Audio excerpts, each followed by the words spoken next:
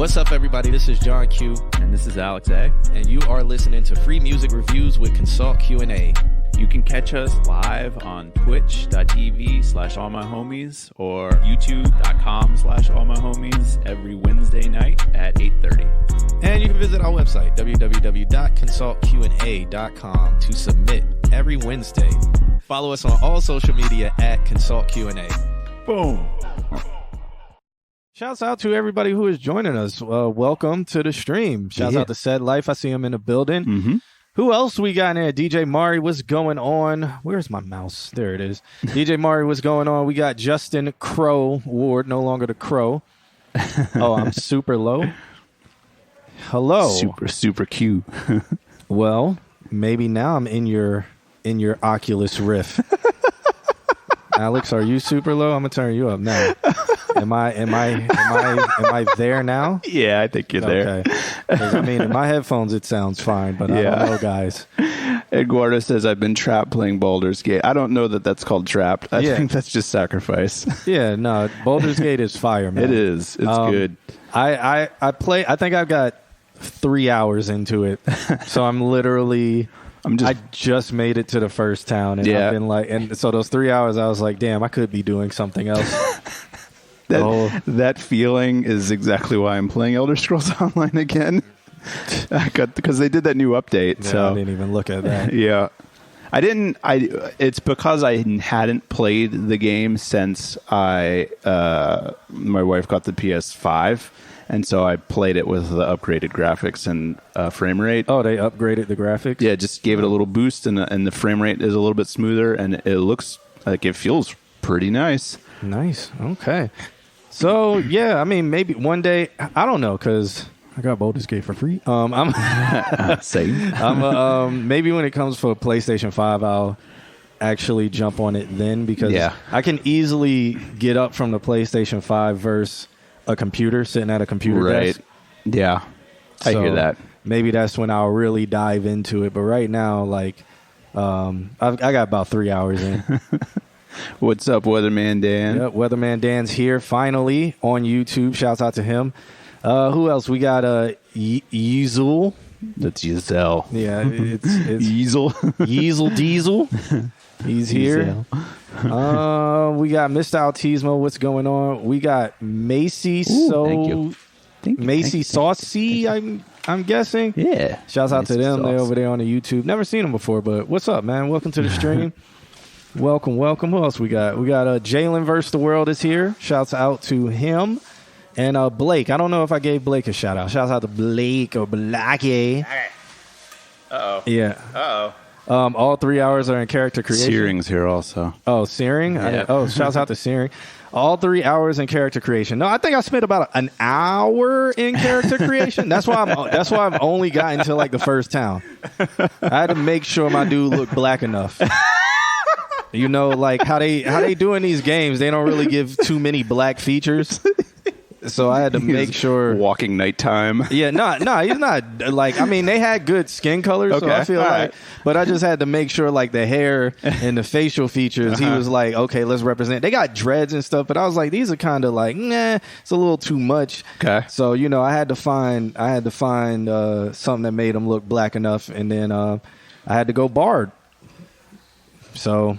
I think that's the third most played class. Probably just because of I think they did Bard pretty well in this. My favorite Bard in a game is from Final Fantasy 11 though, and old school EverQuest. Well, EverQuest Online Adventures, old school EverQuest, and Final Fantasy 11. Mm-hmm. Final Fantasy 11's Bard is probably one of my favorites though. One of the class I played the most besides Monk. What was the perks of it? Which Final Fantasy 11 one? Yeah. You were white. You would usually go white mage bard, so you would be a healer slash overtime buff. So you kept mana up, and if anybody played Final Fantasy 11, they knew mana was you always had downtime. So with a bard, you barely ever had downtime, and you were an off healer. So you chain pulls, and in Final Fantasy 11, they had EXP chains, so you could stack your XP and it would stack up, so where each thing you killed, we were getting ×8 chains and stuff crazy. like that. So you always wanted a bard in old school Final Fantasy 11. Yeah. And then EverQuest Bard is a completely different style. EverQuest Bard is old school. EverQuest Bard is a puller, but you need them for mana. Every bard you need for mana. Yeah, like the EverQuesties cheerleader. yeah, but a bard would pull, so that was always fun. You would just pull and stuff. And then EverQuest Online Adventures, a bard was just damage dealer, buff over time kind of stuff, and it was just cool. So Cool white stuff. mage. I don't know. They got songs and they play instruments and shit. So I like the concept of it. I like when people. Because isn't like in D&D you're supposed to try and get like, is it charisma? I want to say, maybe Nick can help me out. It's charisma, and you just go a ridiculously high charisma bard, and you just try to seduce everything in the game. go charisma decks. Yeah. But that's nerdy. So Paladin's the most common. I hear Paladin's like super overpowered in Baldur's Gate. Yeah. Like you can make it, but I also heard you can make like Wizard like crazy. I didn't think that's the second most played. Oh, okay. Yeah. But I know we're getting too nerdy. Charisma is broken, and I love it. I mean, Baldur's Gate is kind of easy. Like with all the mods you can get to your dice rolls, it's like with a bard you can't lose anything. Have you heard that a couple AAA studios are legitimately pissed at the company because they're like, great, now we have to actually make games with content? Well, I wouldn't say they're pissed. So what's going on is developers, before Baldur's Gate came out, they were like, don't let Baldur's Gate set your standard for a game. And the reason it's about to wipe the floor with everybody. The reason why they were saying that is because Baldur's Gate's development is different from theirs. What they're saying is they have a big publisher that is for profit that is forcing them to do particular things. So honestly, that's where it needs to be talked about. I know this is probably boring for you guys, but the gaming industry is fucked just like the music industry. They're honestly, the gaming industry, I think, is a little bit more advanced in fucking itself than the music industry. The music industry, they sweep a lot under the rug because only people complaining about the music industry are the artists. Right. In the gaming industry, you got the consumers complaining, and the consumers are very loud. The music industry, they're not. So I like looking at the gaming industry and seeing like the parallel between the music industry. Yeah. But what's happening is the publisher, it's kind of like the movie industry. The publishers are telling them, hey, put these microtransactions in, cut this content, do this, do that. Make us money. Make it like Fortnite. Make it like the most popular thing. Same thing the music industry does, where it's like, hey, make a song just like this person. Yep. And so while doing that, they're not producing good games. So the developers were saying like, hey, we have all these restrictions and we have all these things that we are forced to do, which kills our creativity or kills our ability to optimize and make good gameplay decisions and stuff like that for the consumers. So they were like, Baldur's Gate was developed by, they're independent, self-published. They could take their time and do it right. Yeah, so, and then the CEO is actually a gamer, and he's like, I want to deliver. Like, the CEO is just, mentality is different. He's like, let's produce good games for this price, and then if we do an expansion, that's what we'll sell, blah, blah, blah, blah, blah, blah, blah. So, yeah, that's why they're like, don't get your hopes up for, like, Starfield and blah, blah, blah, blah, blah, and blah, blah, blah. So that's what the whole thing is about, which... It's dope that it's happening because there's a lot of developers like, yeah, guys, you really shouldn't get your hopes up.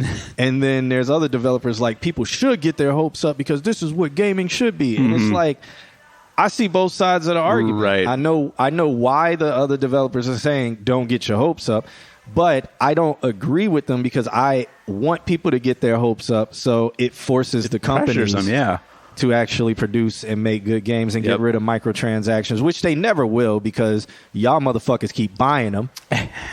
I don't know that it's specifically these people. I want to say it's probably 16-year-olds with mom's credit card. If this gets clipped, I'm talking to you people. Y'all keep buying them. And and they make predatory gambling kind of things. So they're going to keep doing that because profits.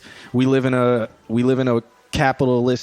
unrealistic capitalist society where you constantly have to make profit upon profit upon profit upon profit upon profit. Post-capitalistic which society is unsustainable. But right now, I think we're at the peak of it where we're going to the downfall where a lot of companies are like, okay, this is so unsustainable. And then that's why everybody's like, market's going to crash. It's going to crash. It's going to crash because everybody sees that this is unsustainable. You can't keep pushing profits, and there's going to be a pullback to where people are just like, I'm tired of this. Why is Hulu's raising its price $3 per month? Hulu's owned by Disney, so they're both doing it. Disney's raising its minimum subscription $3 a month. Hulu's raising it $3 a month for its minimum subscription. We're going to get subscription burnout soon, where people are going to completely boycott or just get rid of subscriptions because they're like, this is whatever, and then somebody's going to come in and undercut the I was industry. reading part of that, like the litmus test for concepts is what happens to pirating. And so it's like now we're to a point where it's like, okay, pay everybody $20 to get a fraction of the movies that you used to be able to get in one location, and now piracy is going back up again. Yeah, because I mean, why really? For real? Like it's YouTube Premium. Okay, and it's also just like y'all aren't, the writers and the actors are on strike because y'all aren't paying them. So it's not like our money for subscribing is going to the people who make this content good, you know? Yeah. So it's not going, it's going so that it goes in, and people are waking up and realizing that. And that's why we have all these different industries just on strike. Yeah. Like, I mean, gaming has been rocky for a long time. Yeah. A long time. Yeah. And so if you guys want to watch stuff that's interesting, watch what's happening in the gaming industry, as well as watch what's happening in the movie industry. The music industry is next. It's going to be a slower time because there's less people who are vocal about it because they're scared to lose their money and get blackballed and stuff. But the music industry, I think it will be more of a silent thing that just starts shift. happening. Yeah. I see Viewda's here. Super Random Awesome Guy is here. Oh, welcome. Super Random Awesome Guy says, I'd rather buy an old game and play that instead of buying the overpriced crap today. Honestly, I dug out my Xbox 360 and it didn't work, so I went on Craigslist. This is probably last year, and a friend of mine was like, I just want to get rid of this 360, so I snapped it up. So now I can play old games on it. Yeah, I mean, you can pirate a lot of old games with emulators and stuff on your phone at this point, but I did not tell y'all to do that. Super Random Awesome Guy also says movies are sucking too, nothing really unique or cool. I blame superhero movies. I blame superhero movies and people being so... Again, I don't know people being so mid that they're just like so obsessed with the superhero movies. I understand why, I understand why, but it's just like every movie that had a good plot was like, this is a risk. It's a risk because it actually has a plot and character development.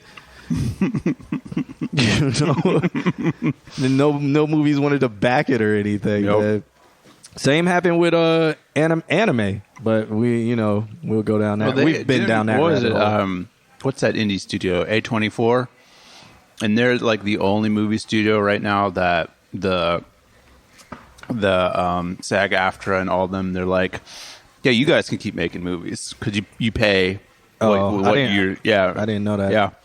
So like the only people that are winning from the strike right now are the indie studios that actually were still paying the rate that the strike is asking for now. Yeah.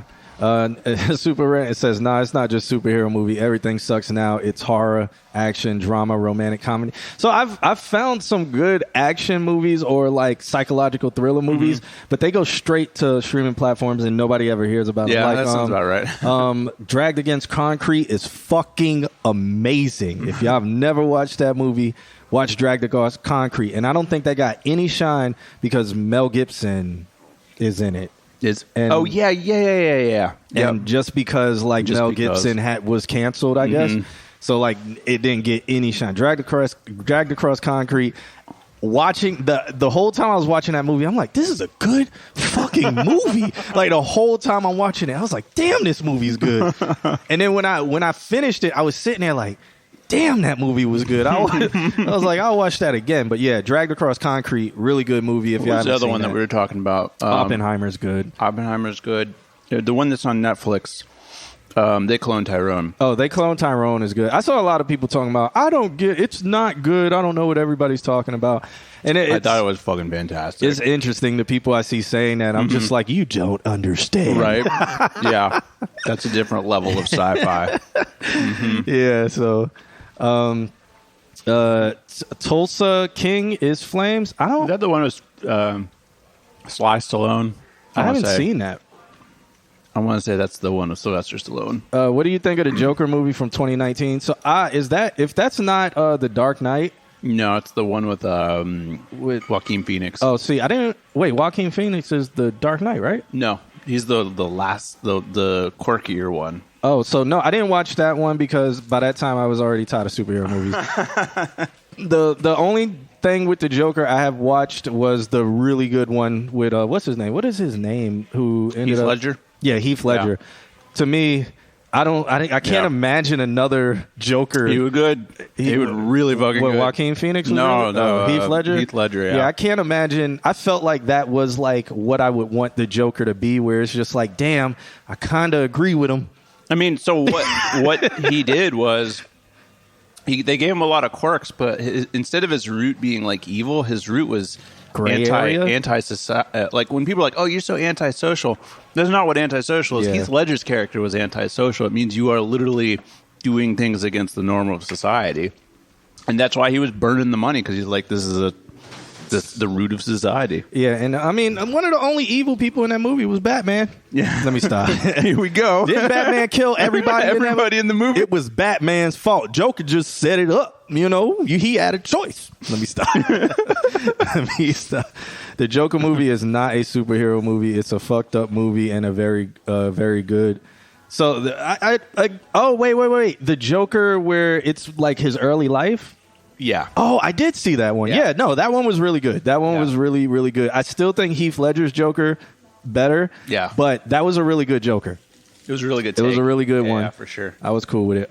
Jaffe, what's going on? Welcome to the stream. Welcome to the chat. That Mexican Knot is the hottest rapper out now. He's so fire. Okay. Cool. I don't even know how to say that. Mexican Knot. Or Mexican. Mexican Knot. I don't know. I think he. I don't know. All right. So, yeah, what we do here, if you guys didn't know while we're talking about all of this, it's about time for us to start these music reviews. Yeah. I'm John Q. That's Alex here. We don't have a guest today, but we might have some people pop in just because, as you see, we are in a bar. This bar is closed, but the bars next door are open. So we might have some special guests jump in and pop over if they feel like it. I don't know if they're watching now or not, but, you know, they are next door, so we might have some special guests come in. Yeah, so, bro, I've been playing. Okay. So, yeah, it's about time we get into this. Superman awesome. I loved how that movie showed that people and society can sometimes make evil people accidental. I don't think so. Yeah. Okay, I get what you're saying, and I like that you said that, because I think we all know a lot of things that happen to people is because of society. Like a lot of you get a lot of people because of people. Yeah. You know, there's cause and effect, and and that was a movie that did it pretty well. What's the be awesome to each other that the Bill and Ted just be awesome to each other? I think so. Yeah, let me close this right now and get these things loaded up. So if we could throw the list up on the screen so we can see who we got here today. And it's time for us to do a roll call. What? You just went like that. So I thought, it's just taken. Yeah. Okay. Yeah. No, That's on us. So you had it up on the screen. Yeah. This is frozen. Damn, I didn't even know. Why are we not going to this? Yeah. Well, we're talking to Kim, by the way, so Kim knows we can't see anything. So let's do this roll call. Do we have, if you see your name on the list, make sure you throw a wave in the chat room so I can mark you as here. Or make sure you say something in the chat room, because if you do not say anything and we get to your song, we are going to skip it. Because what is the point of us reviewing your music if you are not here? We might as well get to everybody who is here so that they can get value out of this stream. Hey. So I see that Jalen is here, so let's mark him as here. If you see your name in blue, that means I marked you as here. We got Balake Drums, who's Dr. Blake. He's here. Justin Crow, Jaffe. who evolved from the Crow to the Crow. He's a new Pokemon. Jaffe. Jaffe's here. Said Life here. Dirty Apples would be Mox Arella, but I don't see her in here. And it would also be Whiskey Way. I don't see him here either. Oh, there she is. There she is. All right, we got Weather God Dan. Can we delete Weatherman? No, I'm kidding. Haven't seen Hogan because he's going to come in at the last minute, so I'm instantly putting him MIA. So McCoy, I feel like that's like wiggly letters. I know he's in the chat room, or they are in the chat room, but like I just feel like he has wiggly letters as a name. Just call. He's not Squiggles, because we had Squiggles before. That was years ago. He's saying something really sarcastically to us. Yeah. So we got Mackie sauce. Okay, Mackie sauce. All right. Oh, Mackie sauce. Okay, it's still wavies. Mackie sauce. So Whiskey Way and Dirty Apples are kind of the same people. Do we want? Mozzarella is here, so Yeah. So I know Bee's Knees is probably just Whiskey Way, and Dirty Apples is probably Mozzarella and Whiskey Way. Do we want to do both of them? yeah. Okay. Okay with that. Okay. Is that Jason Pierce, the Jason Pierce? Yes, it is. Ah. Man, he told me he was going to submit. I don't see him in the chat room, but I'll mark him as here. Okay. Jason used to have me crying in class. Oh my God. Good the times, stories man. I can tell you, not even from being in class. This was when I was just a lab assistant next door when they were in class. My favorite story to tell is that I'm in my office, doors closed. I hear a commotion. What the fuck is going on in Raul's class? So I open the door. Raul's in class. He's doing this. I'm like, what the? And they're like, no, you got to get your elbow like that. And it's just Jason fucking egging on Raul and teaching how to dab. Good times. That was when dabbing just came out. That's how long ago this was. Yep. But it was fun. Viuda, the people in the blue are the ones that are here. I got you marked here. Yeah, Raul dab, Raul man. dab. It was hilarious. It was literally like a teaching Raul how to dab for like 30 minutes. It was. That was the whole class. It was. I was in there crying, laughing. And then it would just be funny because Raul would go on his tangent and Jason would always be like, "Raul, pull that shit up on the TV screen."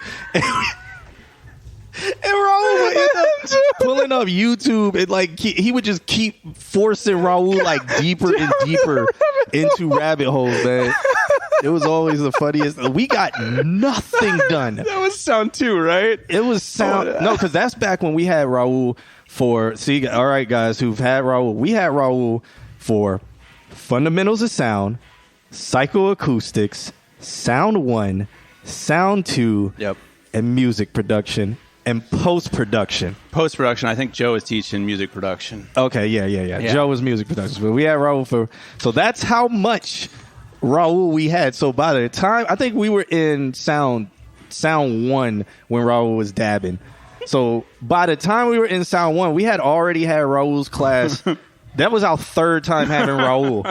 So at that time, it's just we knew what we were in for. Pull that shit up on YouTube, man. Yeah, oh my God. Yeah, so shouts out to all the people in the chat room who know who Raul is. When the man Dan knows. Who was the person that came in last week? Play my song. I don't know. He did show up to class. Well, yeah, Raul came to... Yeah, he was always there. Back in those days, the office and the classroom floor were right next to each other, so he couldn't escape. In the same room. Yeah, he couldn't escape.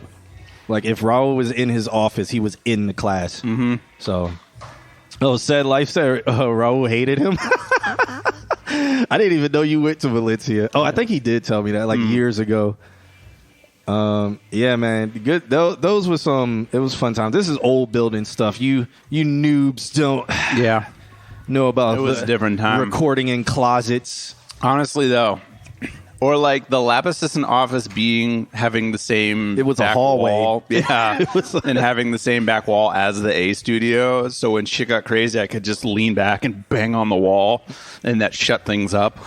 I told Raul he should do audiobooks. I think he thought about it before because he does like voiceovers and stuff. No, he had before the radio station. You could turn in an audiobook. Yeah, for a project. Yeah. Well,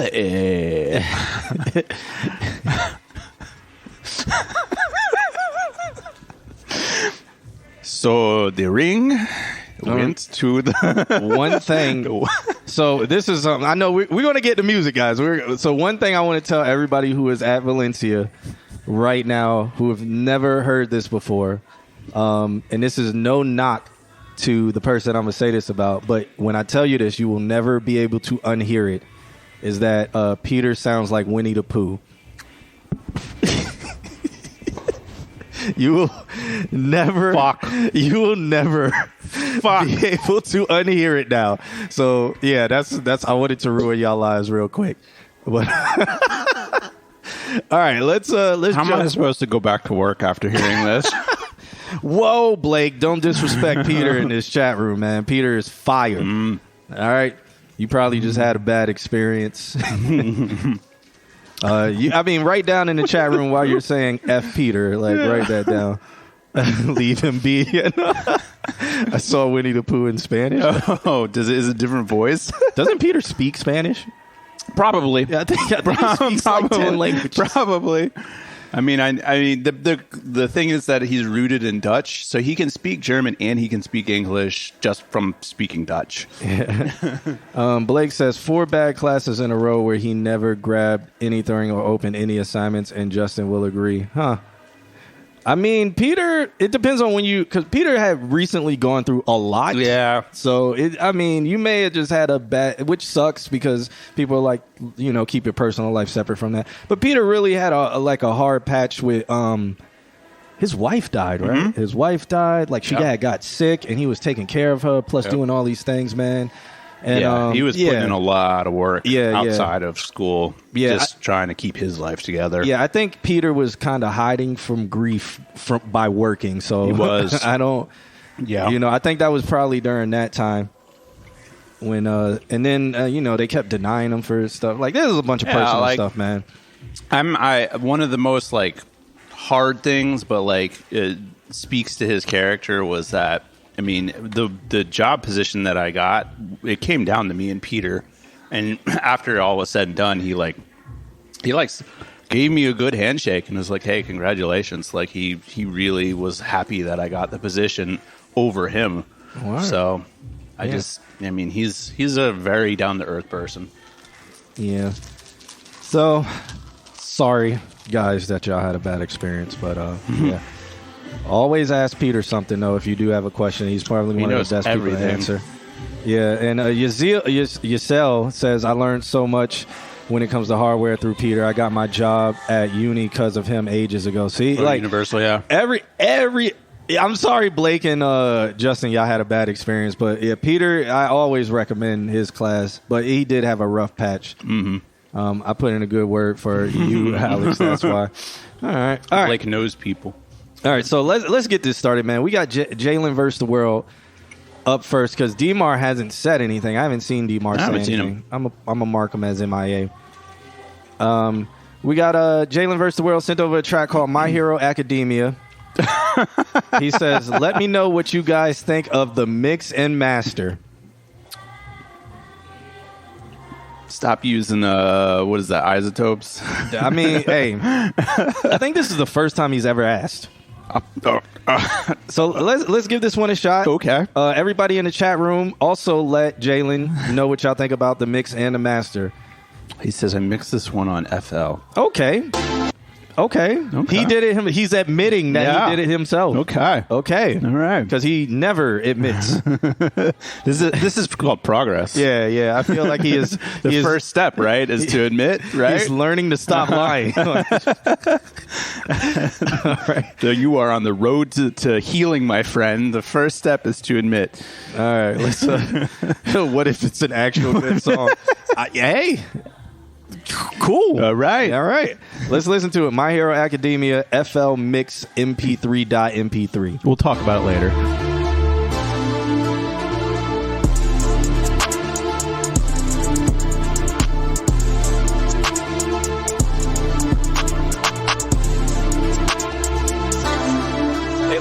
I had to keep it on me every time. I walk around, I keep it number 9. She like, how you doing? Yes, I'm doing fine. My quirk is working every single time. I'm finna take a trip up to Romania. I'm breaking through the walls like it's titanium. I feel the thoughts are stuck inside my cranium. My power's here, my hero academia. I had to keep it on me every time. I walk around, I keep it number 9. She like, how you doing? Yes, I'm doing fine. My quirk is working every single time. I'm about to take a trip up to Romania. I'm breaking through the walls like it's titanium. I can feel the thoughts inside my cranium. My power's here, my hero academia. Remember making music on my phone. Now my music blasting through my speakers. Remember making music on my phone. Now you gotta pay me for a feature. I don't have to listen to a teacher. I don't have to sit right on the bleacher. Remember taking pictures on my phone. I'm standing still, I feel like Mona Lisa. Don't pray to me, you better talk to God. I'm finna tell the truth, I'm like Rashad. They're like, JB, why you always keep it right? Cause people really think I'm up the side. I'm the greatest, I feel like I'm Bakugo. I'm a mixed kid, call me Shoto. I'm the greatest, I feel like Midoriya. Attack on Titan, she had like Historia. I had to keep it on me every time. I walk around, I keep it number 9. She like, how you doing? Yes, I'm doing fine. My quirk is working every single time.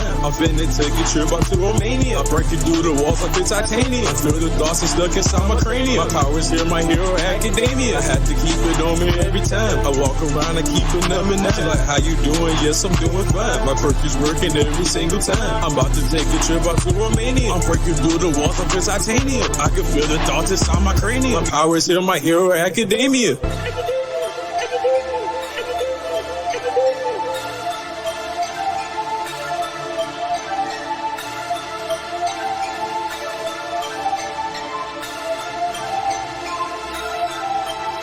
I had to keep it on me every time. I walk around, I keep it number 9. She like, how you doing? Yes, I'm doing fine. My quirk is working every single time. I'm finna take a trip up to Romania. I'm breaking through the walls like it's titanium. I feel the thoughts are stuck inside my cranium. My power's here, my hero academia. I had to keep it on me every time. I walk around, I keep it number 9. She like, how you doing? Yes, I'm doing fine. My quirk is working every single time. I'm about to take a trip up to Romania. I'm breaking through the walls like it's titanium. I can feel the thoughts inside my cranium. My power's here, my hero academia.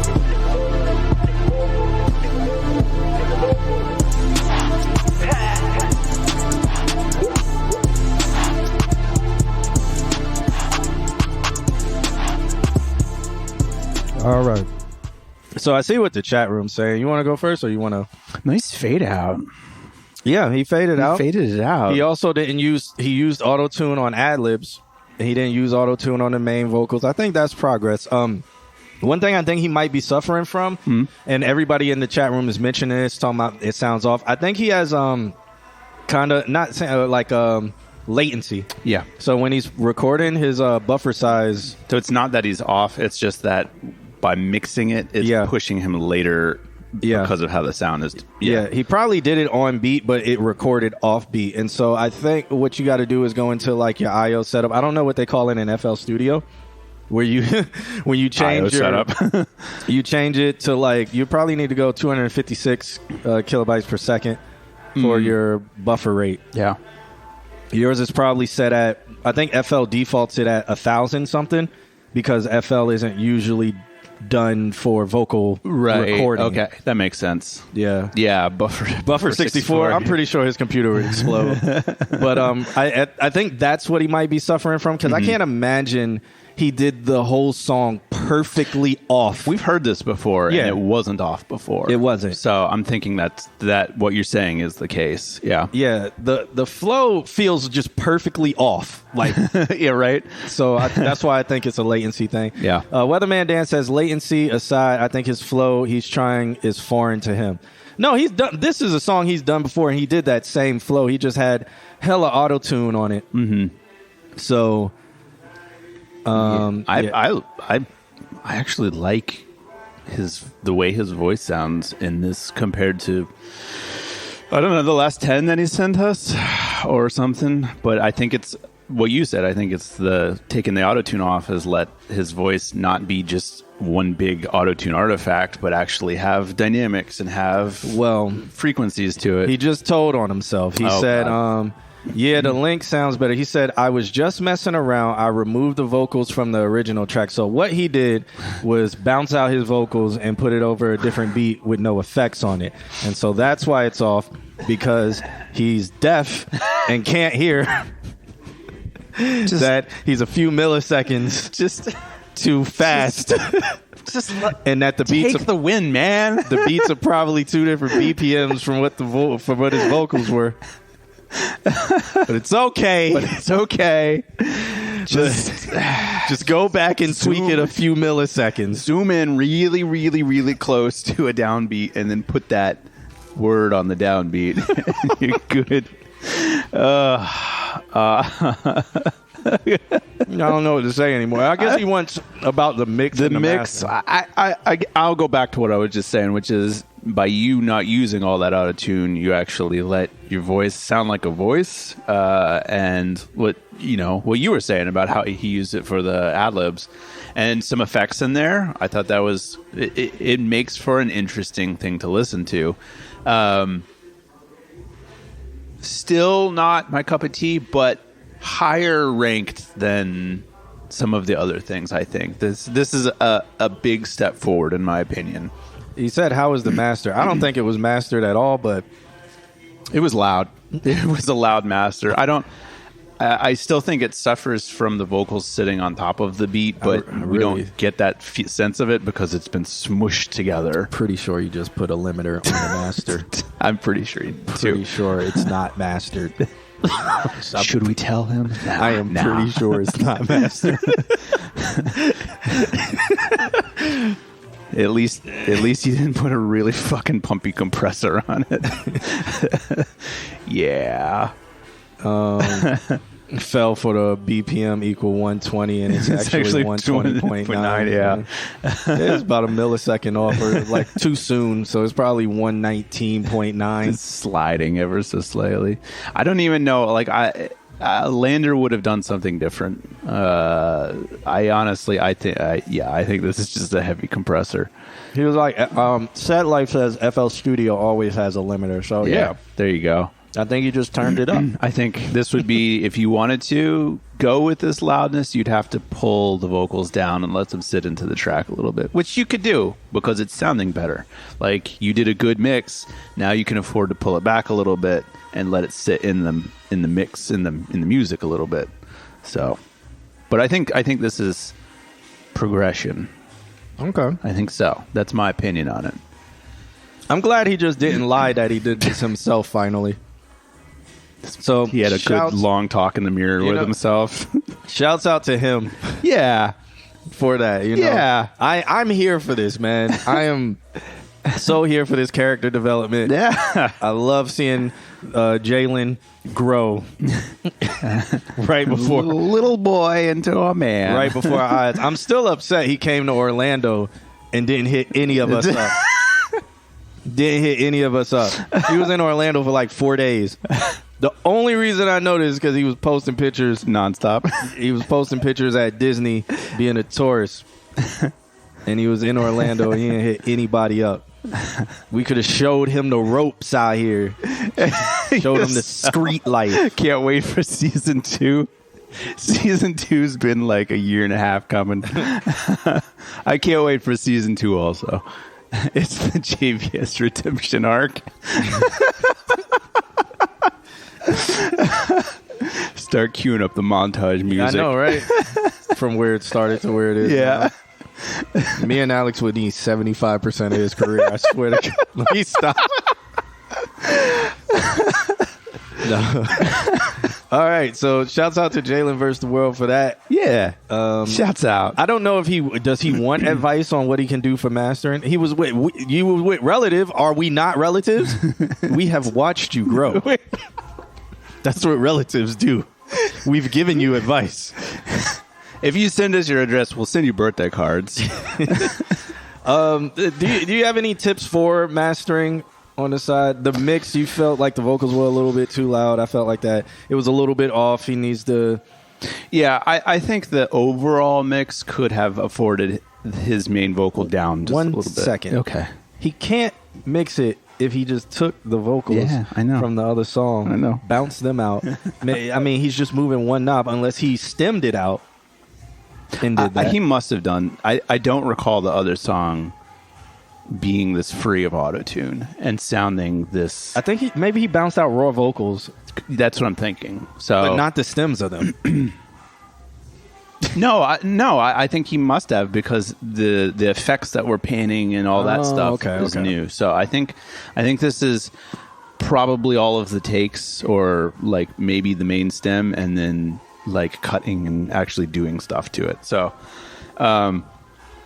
for mastering, it's going to be that mix. Like, just turn those because you're not using autotune. You have your voice is more prominent now, so now you can afford to pull the vocals down into the mix a little bit. And then if you want to master by just smashing a limiter on it, that will take a little bit nicer than just trying to make the vocals louder than the mix and then squashing all of that with the limiter. That's what I have to say. There we go. And then Said Life says, no matter how good you get at mixing engineering, FL Sessions will never sound as good as Pro Tools. That. And then if you want to get even further, like some good FL Sessions. I mean, I think it really, you can master in anything. Mm-hmm. You can mix in anything. I think in terms of Pro Tools, like Pro Tools has the signal flow. It has the stuff. I've heard really good stuff out of Wavelab, which is purely a mastering. I've heard really good stuff out of Sequoia, which is purely mastering. So it's just whatever you're good at. Yeah, it's just how you use the tools that you got. But, there's Pro Tools is pretty damn good. And I teach on for mixing, and I teach on for mastering. And I would probably insist on it if the school didn't have it. So, yeah. Jalen says, I have FL at home, but most people like the Pro Tools songs. Then he also says that he'll be back in Orlando for spring break and next summer. So he's coming when it's hell on earth here. So, all right. We'll see you then. The 10 months out of the year. Yeah, he's probably not going to hit any of us up. This man. All right. Doom Eternal is made in FL Studio. Oh. May have been made. It was made in FL, but I know that or? it was mixed in Pro Tools, because I've seen a session on how he for the first stuff for Doom, he would for the levels where it was just like repetitive music, he would build huge parallel chains with tons of effects on each stem of the chain. And it would be the same thing passing into each channel. And so one would have tons of compression, one would have tons of distortion, one would have tons of delay. And then his instrument would be the mixing board, and he would just mix all those sounds into each other. Really cool concept. It's one of my favorite behind the scenes for soundtracks, is him making the Doom stuff. All right. Well, oops. Ooh. I pressed the wrong button. Yeah. Okay. Let's... Do we have to wait for it to stop? Yeah. Is that what the blinking is? I don't think it ever stops. Oh, it does.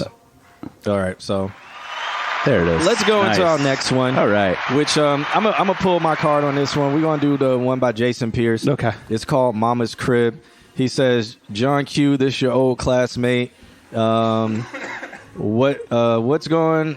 He said, Alex, what's going on? You were my favorite instructor at Valencia. I made the beat, and I'm on the last verse and hook. Just want you guys' honest review. Thanks. Okay. Interesting. Yep, let's check it out. Were you guys in the same class? I feel like you didn't have the same class.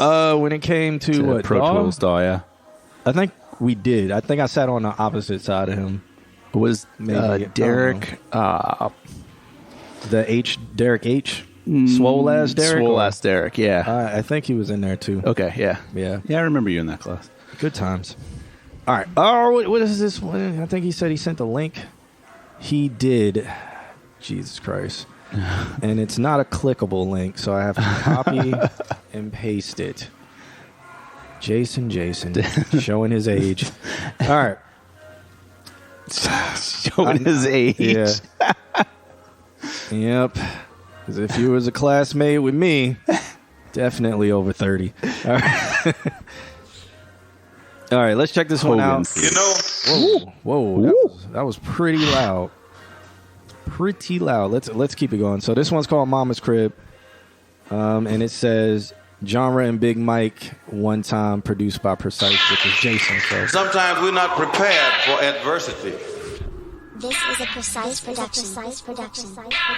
I made this when I was sleeping in my mama crib. I got rich and gave back and bought my mama crib. Apologize, mom, for all the things I did. You always show me love no matter what I did. I made this when I was sleeping in my mama crib. I got rich and gave back and bought my mama crib. Don't know how to pay you back for this almost sounds like Fred Durst. Oh. No, not Fred. Limp Bizkit. Yeah, Fred Durst. Yeah. Almost. Okay. Almost. All right. the things you did, but I'ma take care of you like you did your kids. I wanna say thanks to all you ever did. And any Fuck. stress I caused, my you'll never hurt again. That's all I hear now. Easy growing up as a kid. My plan to make it big, pay you back by Yeah. and take care of you like you did when we was kids. You got that unconditional love that never Come on. Mom, think of the minute, even all your kids' friends. I don't know how you did This is it. Fred. This is literally Fred Durst. Man. Like same everything. I'm saying, like raise 3 kids, teach one to be a man, and deal with life's problems. Don't try to run from them, and always down to talk just to make us understand. And if we needed help, you did everything you can just to get us back on track. Plus, you always had a back. You the parent of the year, mama of the whole world. Words can't express what you truly do to serve. Mind you the light, brightening up my whole world. I made this when I This time I'ma let it all fall out. This time I'ma stand up and shout. I'ma do things my way. It's my way or the highway. Someday you'll see things my way. You never know. It's gonna go. Check out. Check out. Check out. Check out.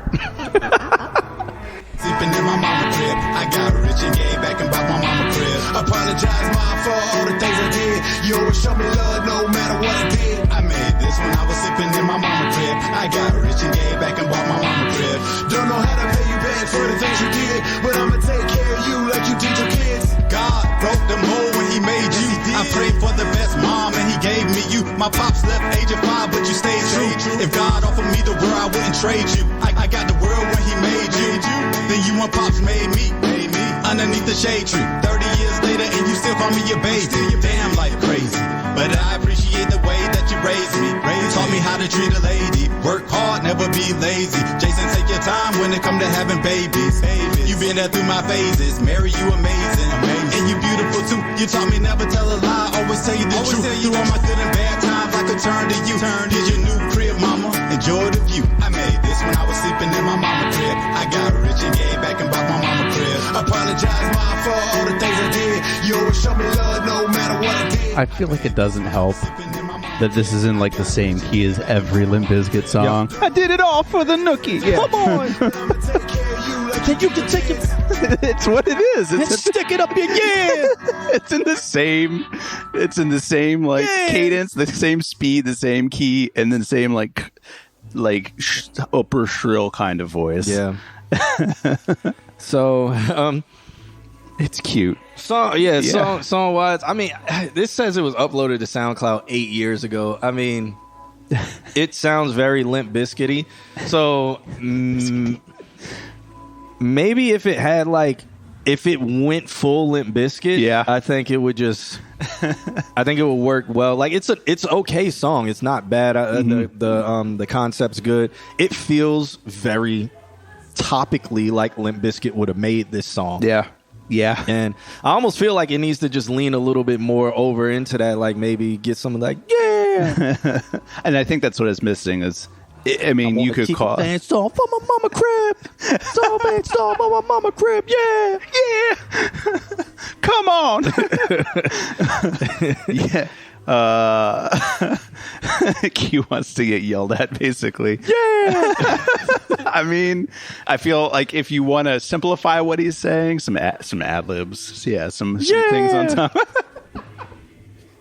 Come on. Yeah. Can we just turn this into yeah? Oh man. So outside of that, when it comes to the mix, I do think the vocals were a little bit muddy. So probably like a cut in the lower frequency range. But again, this is uploaded 8 years ago, so I don't know if he'll go back. He wants to know what we think about the song and honest opinions. So I guess I'll do honest opinions. I just think the vocals are a little bit muddy. The beat kind of sounds a little bit muddy or something. There's something feel like going on this in it. might be something that could be fixed in mastering just with an across-the-board correction at like maybe 200 to 300-ish. Because that's what I was hearing, like everything. Yeah. Everything is just slightly muddy. Yeah. Yeah.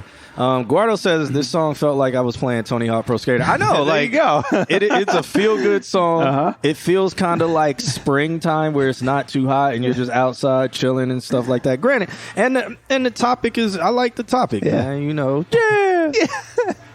But it does. It needs a little more. Yeah. Yeah, a little more Limp Bizkit. Take it there. Give me a breakdown. You're so close. Where Just you- take it there. Where you know, and my mama crib. Some days you'll see things my way. You know, just do that whole leaning. But yeah, man, shouts out to Jason Pierce for that, or Beats by Precise. I don't know, is he still? I'm gonna look at his SoundCloud real quick, see if he's still putting out stuff. Let's see. No, I mean the last thing he put out. Let me go to tracks. It was like 6 years ago. I wonder if he's still doing stuff or he just doesn't put anything on SoundCloud now. I wonder. But It's shouts out him, to all right. because he was a barber, so he could just be Oh, like I leaning didn't more know into that. doing the barber stuff. Yeah. But shouts out to him. Good for him. Good for him. All right.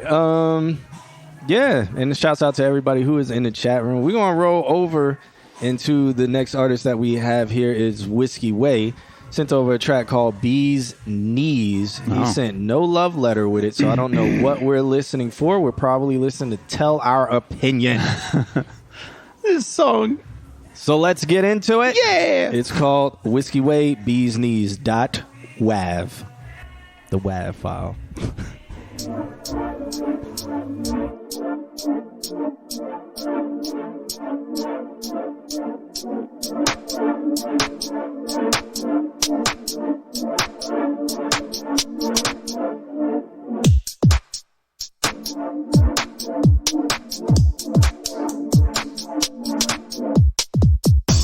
We are skanking the rave.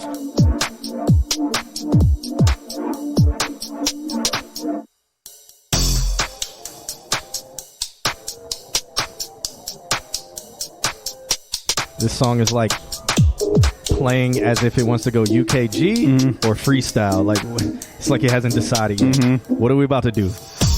Okay, UKG.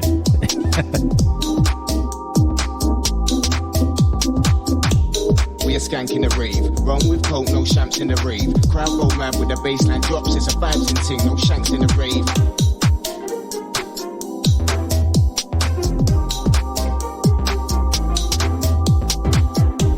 We are skanking the rave. Run with coke, no shamps in the rave. Crowd go mad with the bassline drops. It's a vibes and ting, no shanks in the rave.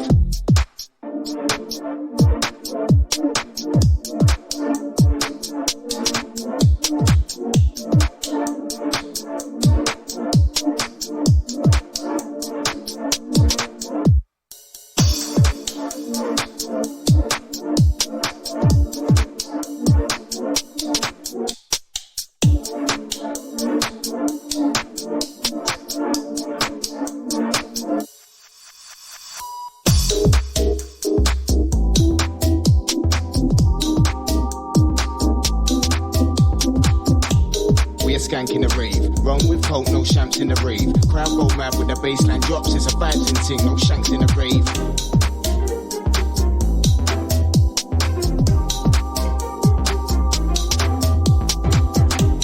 We are skanking the rave. Run with coke, no shamps in the rave. Crowd go mad with the bassline drops. It's a vibes and ting, no shanks in the rave.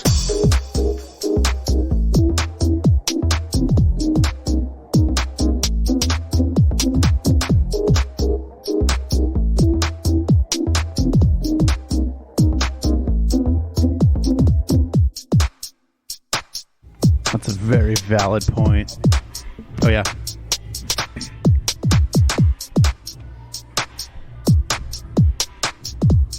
Look what you did. He left. I'm just kidding. No, that was fun. Oh, just fixing something next door. I don't. It needs more Limp Bizkit. No, I'm kidding. I'm not going to go in that direction. Boots and Cats, yeah. That was fun. I'm trying to think. You need to talk to Weatherman more Durst. Yeah. Come on. We're just going to stick to that theme for the rest of the show. Every song from here on out, just understand you need more Limp Bizkit. Yeah. What mic does everyone use? That's a good question. We'll put that out to the chat while we wait for Q. What mic does everyone use? What's everyone using? I personally have no notes on this. That was fun. I enjoyed it. That was just fun. He probably has notes. I don't know. For me, for sound wise, and just because I know you and I enjoy the mixes and the work that you do, I don't really have any notes for it, like sound wise. That's that. We'll circle around. What mic does everyone use? Throw your mics in the chat. What do you got? Use a Spark. It's ass, but whatever for now. What is a Spark? I want to know.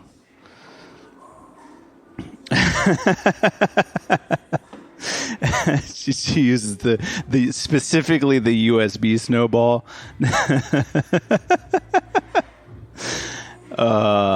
Your Mojave busted. What happened? Blue Spark. I want to look up the Blue Spark. I don't know. Is this something that's like beyond my MI2 microphone? What do we got here? Oh, okay. It's like a little baby bottle, blue bottle. How is it? What do you think of it? What can you do with it? Yeti Micro. That's like, you baby. The dog happened. Ooh.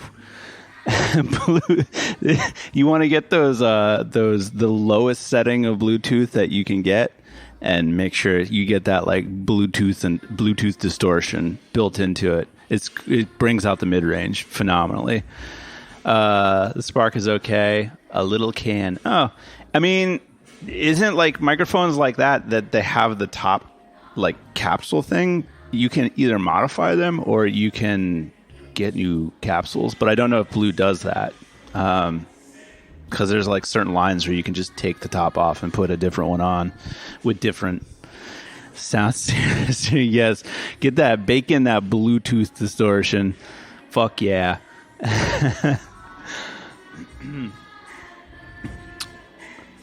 Okay, all right, look forward to it.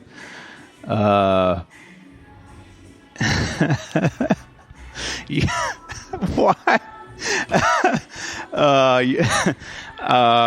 Yuzel sent me a video of a person in an art gallery just smacking the shit out of like a pile of butter with a microphone and then playing the sound, and it was weird.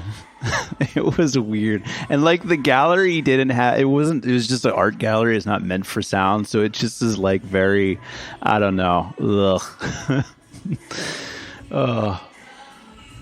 You got an idea for movie? I mean, if you want to put your, I like when people share movie ideas, especially out there ones.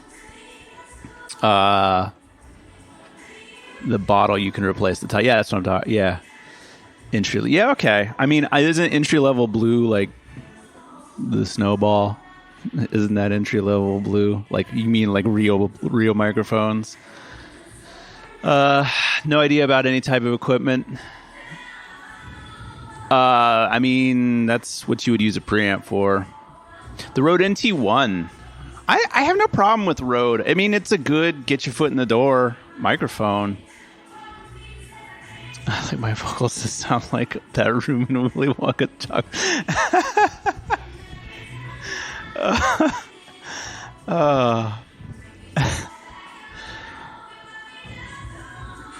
Yeah, the NT1.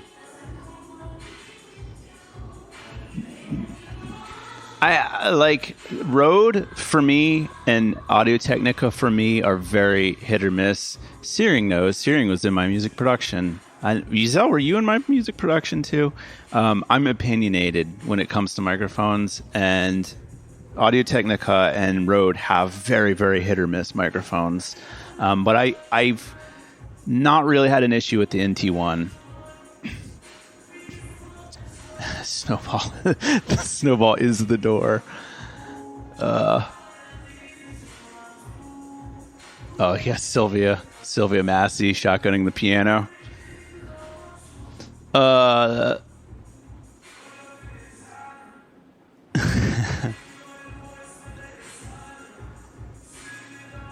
Nick, yeah. Nick's got that. Oh, which one? You have the Warm 87, I want to say, right, Nick? Oh, yeah. Sylvia Massey. I'm pretty sure in that class we were talking about Sylvia Massey, and she had just shared like a page from her diary from when she was recording the Tool album, and she's like, still trying to pay rent, also trying to save money to rent a crane so we can drop a piano. That's her level of production, is like batshit crazy shit. And see if you can find something.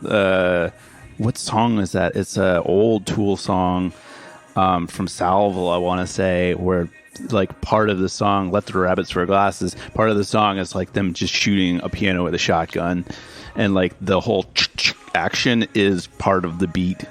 So, do you have any opinions on that song that we just heard? No, I don't. I mean, I did have an opinion because there was some areas in the song where I was like, I felt like something was missing. Right. Like it would usually be right after the vocals, and then it would go to an area where it just felt super empty. And I was like, okay, if you don't want vocals there, then you might have to do a melody that could fill up that vocal range area, or something like that. And that was like real quickly one of my only notes. But you could also keep it the way it is. It just becomes more laid back, peaceful, kind of chill. Yeah. Rather than it's more, I would say, atmospheric the way it is now versus if you add like something that would fill that melodic range in that area right after the dude is saying whatever you're saying. But yeah. I did that's like just the real quick little off the top of my violin run that you wrote on the left side. That was fun. But that is it. I don't know what y'all was talking about. We got into microphones, and that led into weird shit. Super random, awesome guys making pitches for this weird kind of movie idea that he's got. Okay, that's cool. Yeah. I don't know what he said. What do you think? So I think he's talking to you because I don't know what he's talking about. So that might be directly to you. I think I need to hear it all together. It was chopped up, and so I kind of lost some of it. It's like Saw. I gathered that like it's kind of horror-ish, like Saw, but different, with some political twist. Okay. But he live streams it. Okay. Word. Okay. What? So live streams him making the movie, or probably the murdery part of the movie. Him making that, or doing it? Doing it. So he live streams on the dark web then. Oh, I don't know. Like he's actually murdering people? Is he confessing? No. It's his movie that what's idea. Happening? Oh, yeah. So you're not giving me detail. I'm like, is he making the scene? Like, what is happening?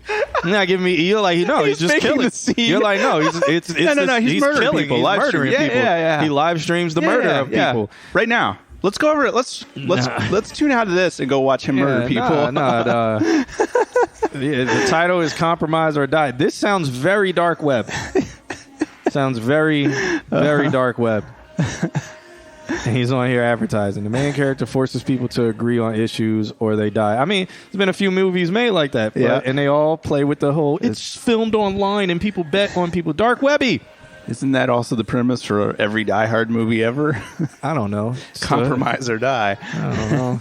Some famous country singer killing people on tour. I don't know what's going on. That could be interesting. All right. City to city, he's the killer, and they're all trying to figure out why people keep dying. Okay, I'm on board. I don't know what's going on. All right, so we got Dr. Balake next. He sent over a track called Channel 9. He said, made this a couple months ago for a homie in Cali. Trying to collab, but yeah, check this out. I did a lot of reverbs and some really cool things to this hoe. Okay, let's check it out. It's called Channel 9, and it also is a .wav.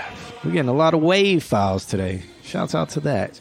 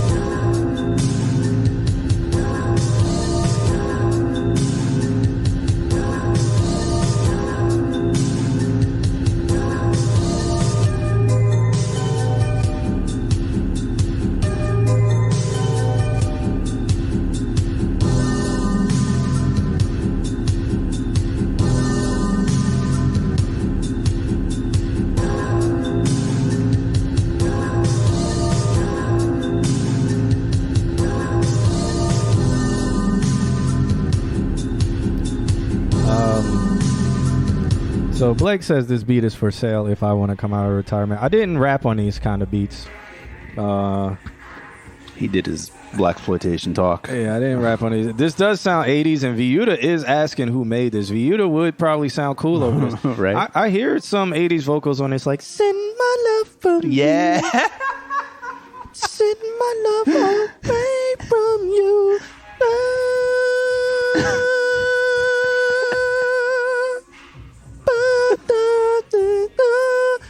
Yeah, that's all I hear on this song. So I don't hear any rap on this. Yeah. At all. Killing it.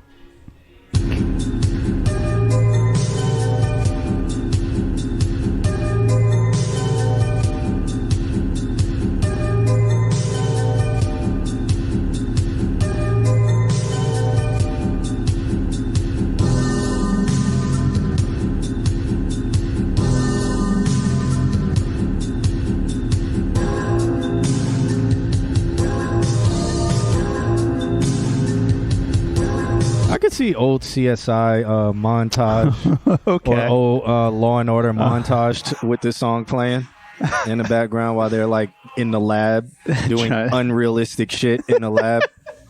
I could definitely hear this song playing. Holding up beakers and shit. Yep, just and they're all smoking for some reason. Because 80s. Doing unrealistic, and everybody has a lab coat and goggles. All unrealistic. Fucking Samuel L. Jackson and Jurassic Park looking people. Yeah.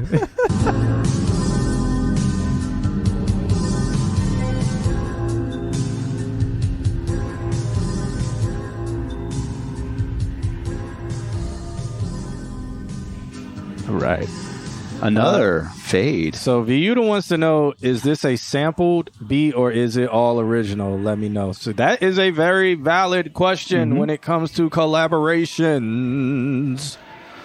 But long fade out for Brother Alex. Okay. Thank you. Okay. Thank you. That's 2 today. Yeah, man. Having a good long fade day. People are learning. Yeah. So that is a super secret sample I chopped. So if somebody is going to collaborate on this or buy this beat, you definitely have to disclose what you're sampling because they may have to clear that sample. Something that you guys may not know, some of you guys may know. If you are a producer, you probably know this. The producer is not responsible for clearing a sample. I didn't know that. They don't have to be responsible for clearing samples. If they're selling it and stuff like that, producer doesn't have. Now if the producer is releasing the song themselves and stuff like that, then they're responsible for it. But if they're selling it or collaborating with a label or doing something like that, producer is not responsible for clearing a sample. Interesting. But that's why a lot of people won't work with you, or they will not take that song, or they'll have somebody else remake it without samples because they don't want to go through the hassle of clearing the sample. Yes, Very I'm for real interesting. about that. The producer is not responsible for clearing samples. That's why, like Viuda did, he asked you, is this a sample? Because if he does make a song to it and he does wants to release it, he has to know.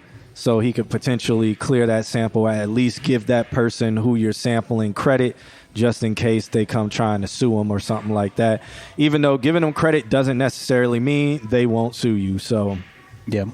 yeah. Mark Hogan is here. I All just right. noticed that. Hogan, the brother. Hogan. The brother. I had 2 notes. The brother. I had 2 notes. And I'm hoping that it's by choice that the drums are ever so slightly to the right. If you want to, I would maybe put the kick and snare back in the dead middle and then let the whole reverb explode from the right. That's a really interesting effect that keeps that right tilt without making your head feel like it's leaning to the right.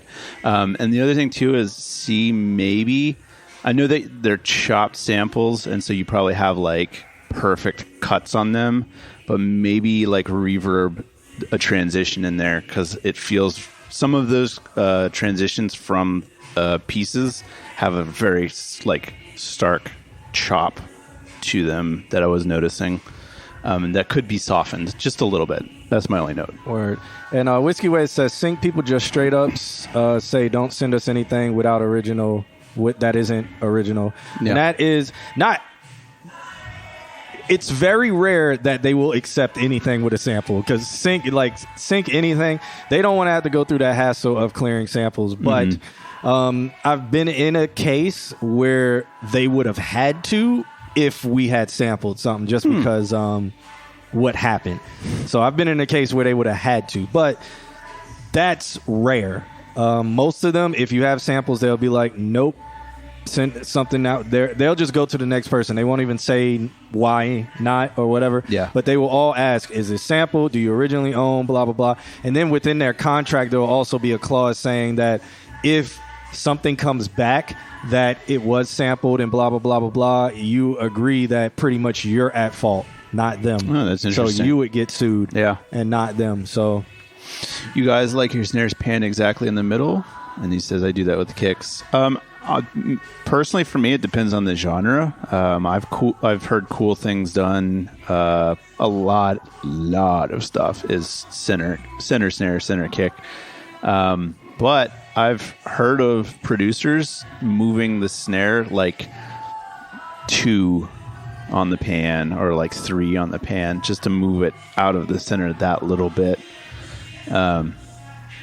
In hip hop and pop, or a pop especially, yes, in the center for sure. All right. And Whiskey says he saw the other day that something that sync, it said no loops at all, not even split. Yeah, I mean, with postings like that, if they can nip it in the bud early, that's what they're going to do. They're going to be like, don't even waste your time. But even still, say you didn't use any samples or whatever, in that contract is going to say if there are samples or if something comes back to us, we're not liable. We're going to push all that responsibility back on yourself. So, yeah, the sample world is pretty tough out there when you're a producer. Nate the Great, how's it going, man? Yeah, what's up, Nate the Great? And up next, we would have Justin Crow Ward. He's evolved. Crow Ward. Yeah, Justin Crow Ward. He's in the C block. Crow Ward represents straight out of New Orleans, huh? Ward. Set it off in the Crow Ward. He in the Crow Ward. Throw your C's up. I could hear him putting his own music behind what you're saying. I could hear, like, if he flipped, what is the name? I don't even know the name of that song. Why don't I know? Now I feel ashamed. Is it called Set It Off? 50, is it 504? Would it be 504 Boy? No, Set It Off would be Juvenile. Would it be Set It Off by Juvenile? Let me see. I think it is. Kick ass. Yeah. Justin the Crow should do a flip to this in bluegrass. Oh, shit. In his style? And he call it Crow Ward. Fuck. Woody. Ladies and gentlemen. This could work. Let me get to that chord. It's at the right pace. Yeah.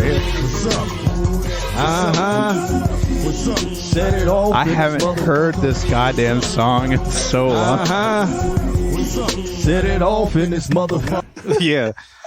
What year is He this? could say the Crow. The Crow. I don't know. It's probably like 98, I want to say 98 maybe, or 2000. I was gonna say maybe 2000. I don't know. Oof. Woody. Somebody in the comments probably says it. Let's see. Somebody said 90s, early 2000s. Yeah, it gotta be rap. It gotta be. Jim. That gotta be like 98, 99, or I don't know. Maybe 2000, 2001. Why did it sound like the Halloween theme? I'm telling you, man. Sampled it. I'm telling you, there's so much space for you to work in there. You should try Is it. this Hogan? No, that's not Hogan. Woody. Can you imagine if Hogan sounded like that? The Crow set it off in his mother Woody. All right, let's he says I know I always write the longest love letter, so I promise I'll keep it brief this time. And that is his love letter. Love it. So let's check Well this done. one out. It's called We Don't Know Yet. All right, it's not labeled after wood or bark or Bark. anything like that, but Woody. let's check it out. It's a WAV file, so it has to load. Love it.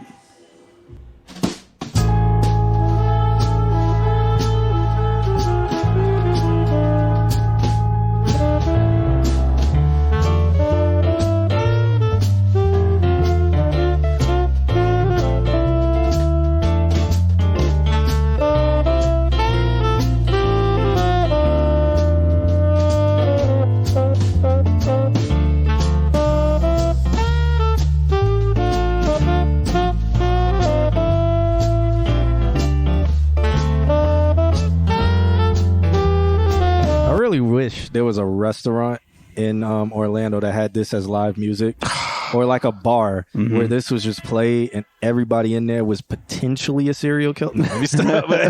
Or just low lights and lots of cigarette smoke. Yeah, I mean, I can do without the cigarette and cigar smoke, but I would love to go to a bar where it's like this is what's played, like especially if I need to relax or something, or it's just like I want to duck off. This is like pure go underground and just sit there and just like you can contemplate everything that's going on in life. You could think, you could like write new goals and stuff. Yeah, man. I would love to go to something like this.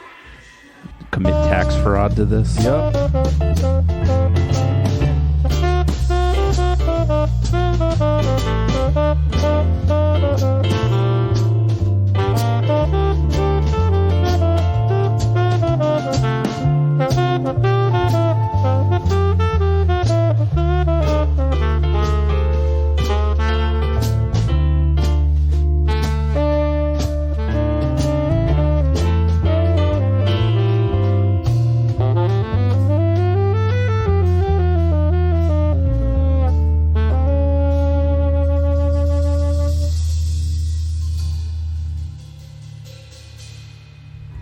There's still a...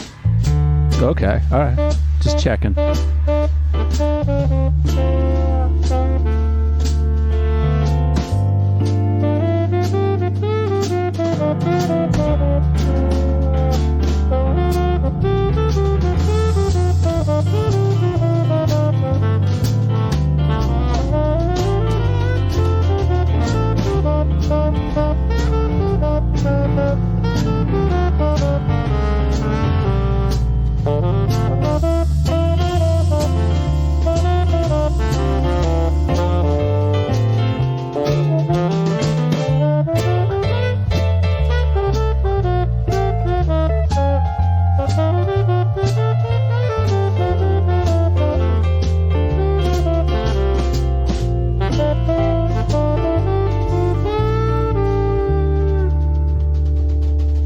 Say that yes, this is probably the first jazz song that we've ever had. This could potentially be my song of the night.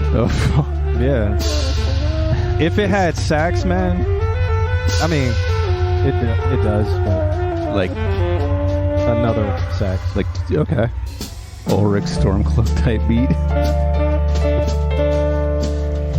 Would it be a alto sax? So 2 different types of saxophones? Yeah. Okay.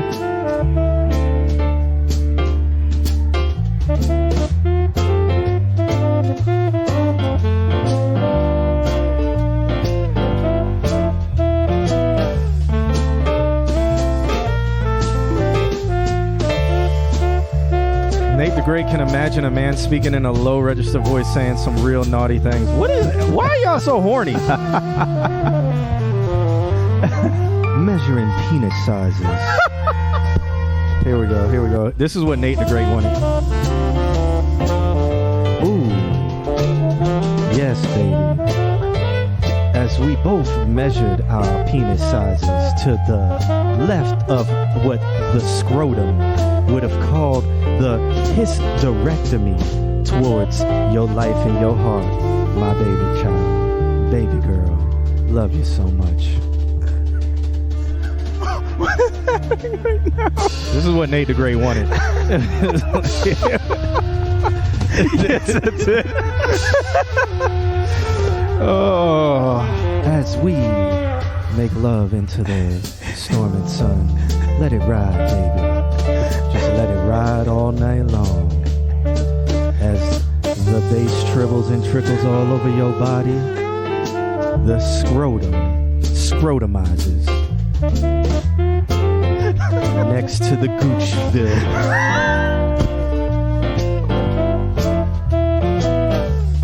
Are you feeling Gucci today, baby? Please, Homosexual. please make sure you don't scrotumize me. And make sure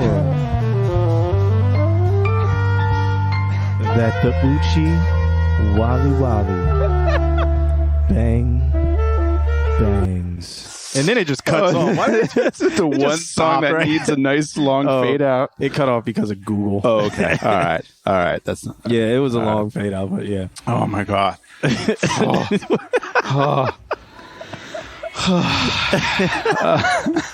I see Mark's here. Other Mike is here. I was doing that for Nate the Great, by the way. Yeah. John B. turning me. Yeah. Nobody's gay. Sexuality is a fluid thing. There you go. It's a spectrum. It's a spectrum, especially jazz music. Yeah, jazz music, you can whatever. That just reminds me of the Atlanta episode where he's in jail talking about, hey man, yeah, that was my girl right here, and they're all in a men's prison.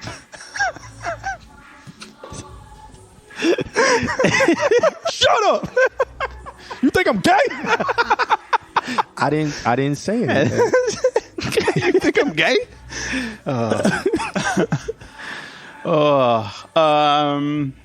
That was fun as hell. I really like that track. That was nice. I have a suggestion if you want a suggestion. Oh, well, Missed Out Tismo sent in a jazz submission. It wasn't the first jazz, but was his? I'm sorry about that, Nick. Was his with drums and stuff? Or was it missing the drums? We were waiting for that, right? I can't remember, to be honest. I think it was an incomplete jazz track. We were still waiting for something. I can't remember. Me neither. That was a long time ago. 30 years ago, Yeah. Nick. Courage the Cowardly Dog flip. Yeah. This sounds like the Untitled Kendrick album. So that album was produced by Flying Lotus. Shouts out to Hogan Moore. Boom. And then Viuda moved over to Twitch. So one, slow it down, baby. Yeah. One. Yeah. So what this song needs is some Limp Bizkit on top of it. I did it all for the nookie. Scrotumize, Come on, yeah. and you can take your scrotum, stick it up again. This took a twist. One thing that I think, if you wanted to, one thing that ears like, listeners like, but mostly ears of listeners like, is to take a reverb, but don't use any of the reverb. Just use the early reflections. You can also break shit tonight. Yeah, there you go. Use early reflections. Specifically in this track, you would want to do it on that bass It's a very omnipresent sound, which it needs to be, but the high end needs a little bit of like placement, and the way that you give it placement is early reflections. So put a reverb plug in that has early reflections and a reverb engine on it, then turn the reverb engine off and just let it have the sound of space. And that's going to make that stand-up bass sound really, really nice. But let the low end be big. Let it be everywhere. Just do that to the high end.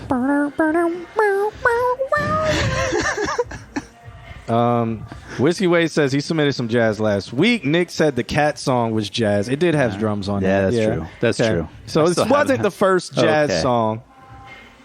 Alex. I'm blaming Alex for that. Sorry. So who's next? Jesus Christ. Guys, we're still reviewing this song. The song needs to break your fucking face tonight. Yeah. Did it all for the scrotum.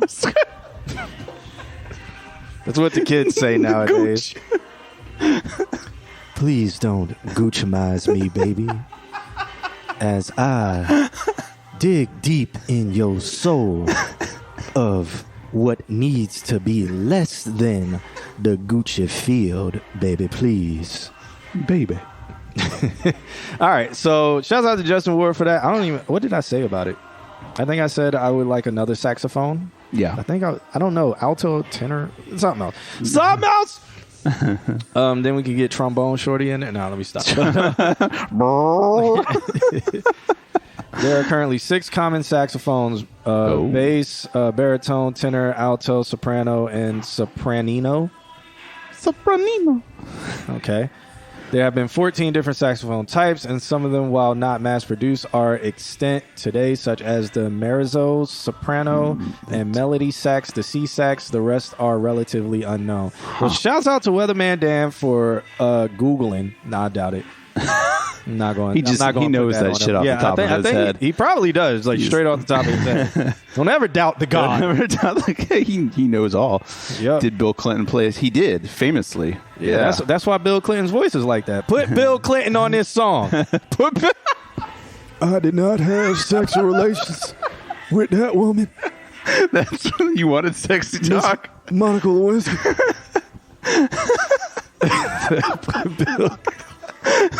You know what this song is missing?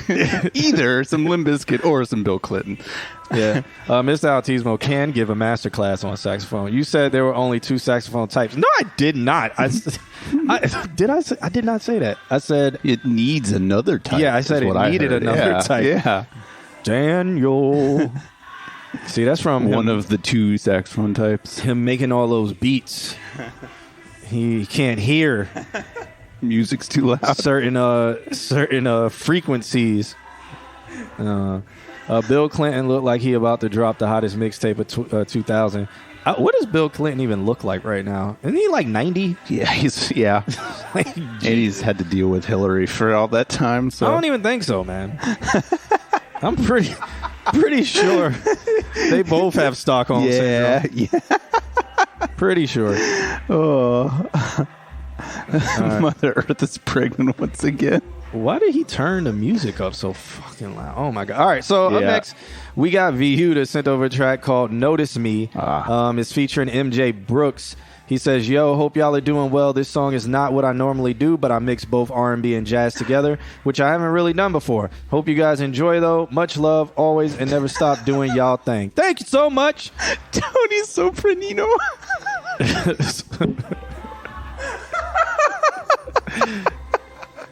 Hey, you guys.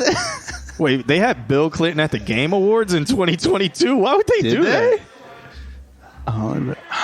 I remember Bill Clinton from his presidency. Presidency. Who the fuck is this Bill Clinton guy on stage? The Game Awards. I bet some of those kids weren't even born yet. No, they were probably like, who the hell is this old ass Bill dude? Clinton. Yeah. Give him a saxophone. What? Well, did Bill Clinton really need the money? Like he was just like, I'm gonna go. I'm not. I was born before games existed, before video games existed. And he's at the Game Awards. I bet you he never even played like. Fucking rip your ass in Call of Duty.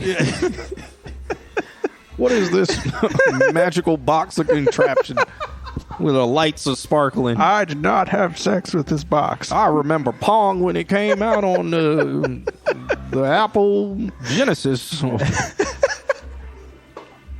I'm sure he does. Man was president.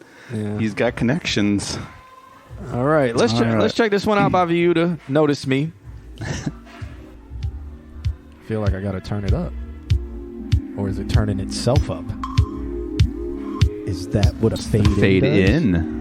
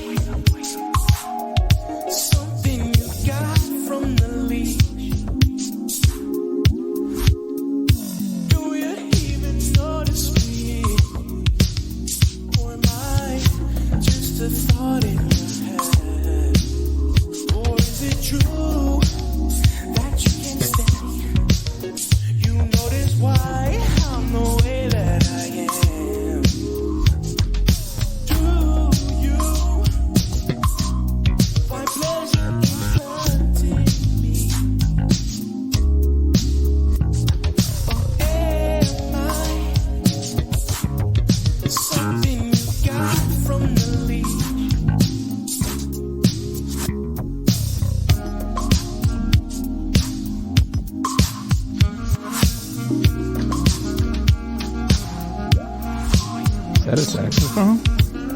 Just hanging out. Nick could have did the saxophone if Viuda will ever hit him up about it. That's a sexy saxophone. Yeah. Whiskey Way saying it's MIDI. Is he talking about the slap bass or is he talking about the saxophone?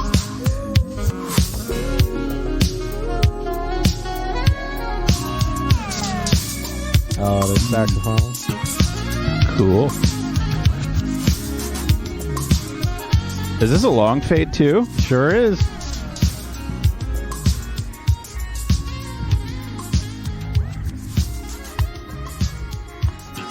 The sax is not MIDI. All right, this might be my song of the night.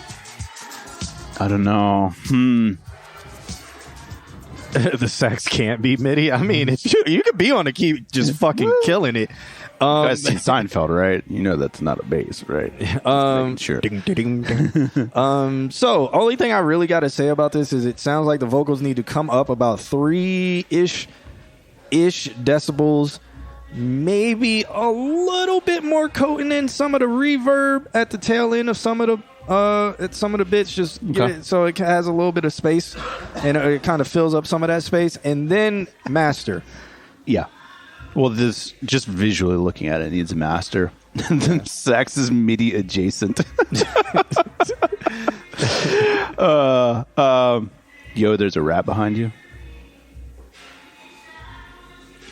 Is there? Is there? Where? It could possibly be. Yeah, the possibility exists. Yeah. Or maybe he said, Kim, do you see a rat? No, behind us? Where? Yeah, we'll continue to show. We're going to keep going. If you see a rat. Yeah. Because be specific and you're behind you. So I don't want to give out all the information about here, but they are trying to get rid of the rats in these buildings. Yeah. So they're kind of running wild recently. Oh, because they're scared and they're actively trying to get rid of them. So there's been a few sightings. It's just vibing. Where? Yeah. Where? They said there's a rat just hanging out and chilling. Word. Okay. There's an umbrella. There's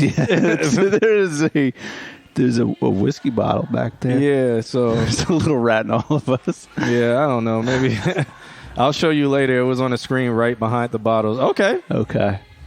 Behind the Jack Daniels bottle. Let's see. Huh. While we play Find the Rat, I'll give you my notes. I mean, again, I'm looking at the Jack Daniels bottles. Super random, awesome guy. Don't see it. But, again, guys, it's highly possible. It's Ratatouille's drunk cousin. He's the bartender version. Yeah. Yeah. My note on this, and something that it's a good note. It's not something that needs to change. It's something I think you should keep doing. Is that you sang this lower than where we always tend to say, go right to oh yeah, it sounds like The Weeknd. You need to do something to separate yourself from The Weeknd. I actually like this. I think this song does it. He sings lower and with a little bit more body voice than what The Weeknd naturally sings at, and still does all of the things that he naturally does. And I think that differentiates you from The Weeknd. It is just enough that you can hear it and be like, this isn't him. This is somebody who has that range and has that talent and capability. So I think that this sound, this range that you're in right here, you should keep exploring that. Super random, awesome guy. Okay. Is Jaffe still hanging out? I'm pretty sure he is. He stays quiet. Oh, this is featuring G Blizz. Okay. He was supposed to be a guest on the stream. Oh, yeah? But that's when his car caught on fire. Oh, yeah. Yeah, that's wild. I think he's releasing a music video or a song about that whole thing. The day he was supposed to be on stream, his car caught on fire. So, yeah. So I haven't rescheduled him or anything. But, yeah shouts out to him, man. I could be. But you do a lot of The Weeknd stuff in this song too, so it still applies. Yeah. Luz definitely needs to. Anyway, what kind of car? It was I think it was like an 80s car, 80s muscle. I don't know. I don't think it was a Mustang or anything. I don't remember. It may have been a Chevy. All this jazz has made our chat room horny. This is getting weird. Okay. All right, let's check this one out by Jaffe called Keep You, featuring G Blitz. All right. He said, "Hey bros, started this song the other day, feel like it has potential. Just not sure what may be missing or what's next. Do I come back for verse 2 or feature male, female, singer or rapper?" Okay. Some good questions. This is a rough mix, by the way. So let's check this out. It's by Jaffe. It is called Keep You, and it's a rough draft. It is the YouTube gang.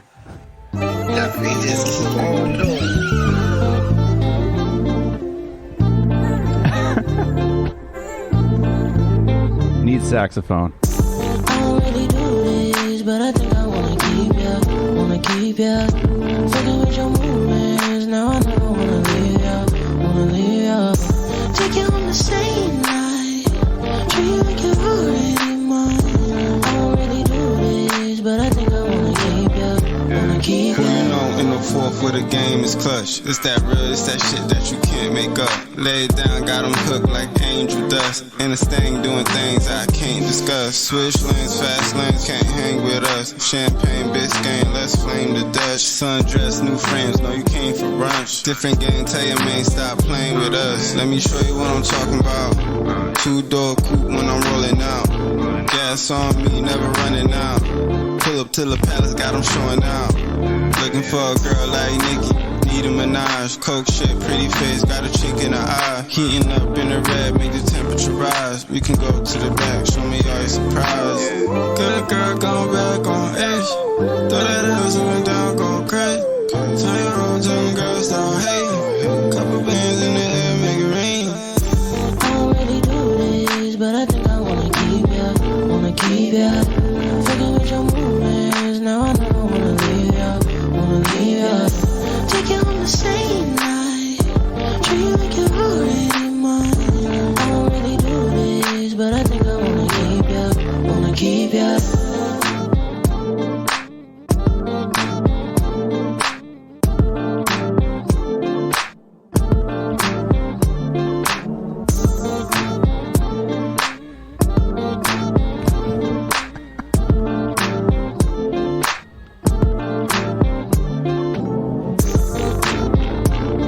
I mean, it's just beat. Now I'm just trying to think, huh?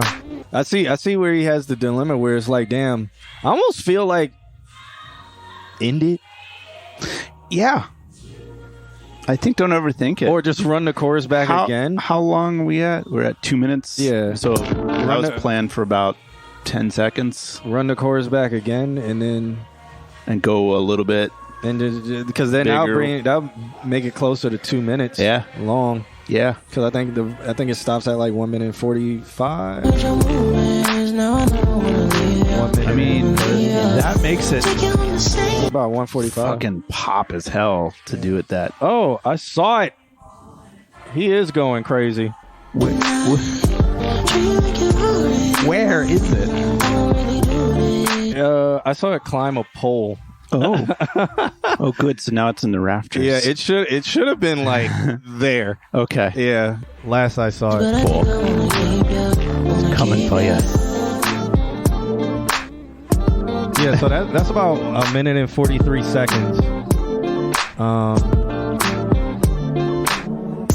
Bring it to the saxophone. There you go. So yeah, top shelf. Yeah, I saw it go up there. I saw the shadow move and stuff. Wild. Yeah, maybe like I said, maybe run that chorus back and then fade out. It'll get to like 2 minutes and 15 seconds, and that's a pop song. There you go. Yeah. Below the TV and the bottom. Yeah, I know. It's there. I saw it. What do we name it? I don't know. And just bring that forward. Bob. Fast forward the song. Okay, let's let. Oh, okay. Yeah. So there's space. Okay. But I think I wanna keep ya.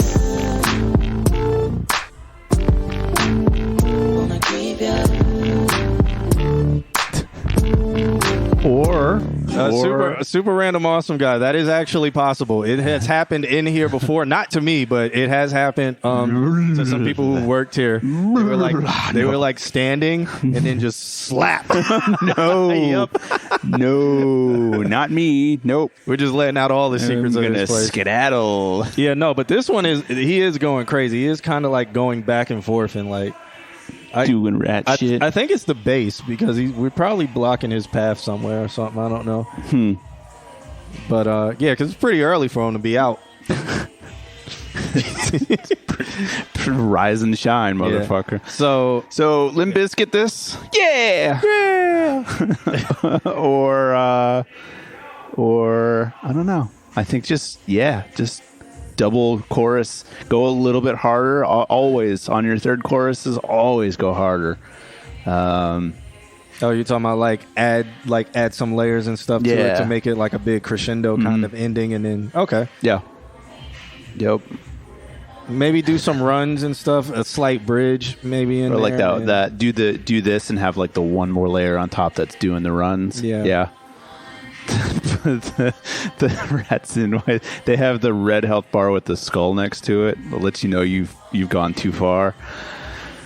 You haven't leveled up yet. Where has Viz been? I haven't seen him in for a minute. I don't know. I saw him online. He's posting content online, but he hasn't been in the chat in a while. Yeah. Guardo says, personally not a fan of the speaker blown out sound. The whomp, whomp, whomp, whomp. Is that what you're talking about? Like that whomp, whomp, whomp, the way the bass is? Going, yeah, right there.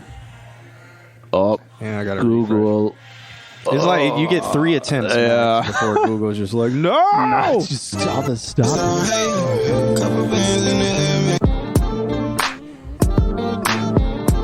I think it's...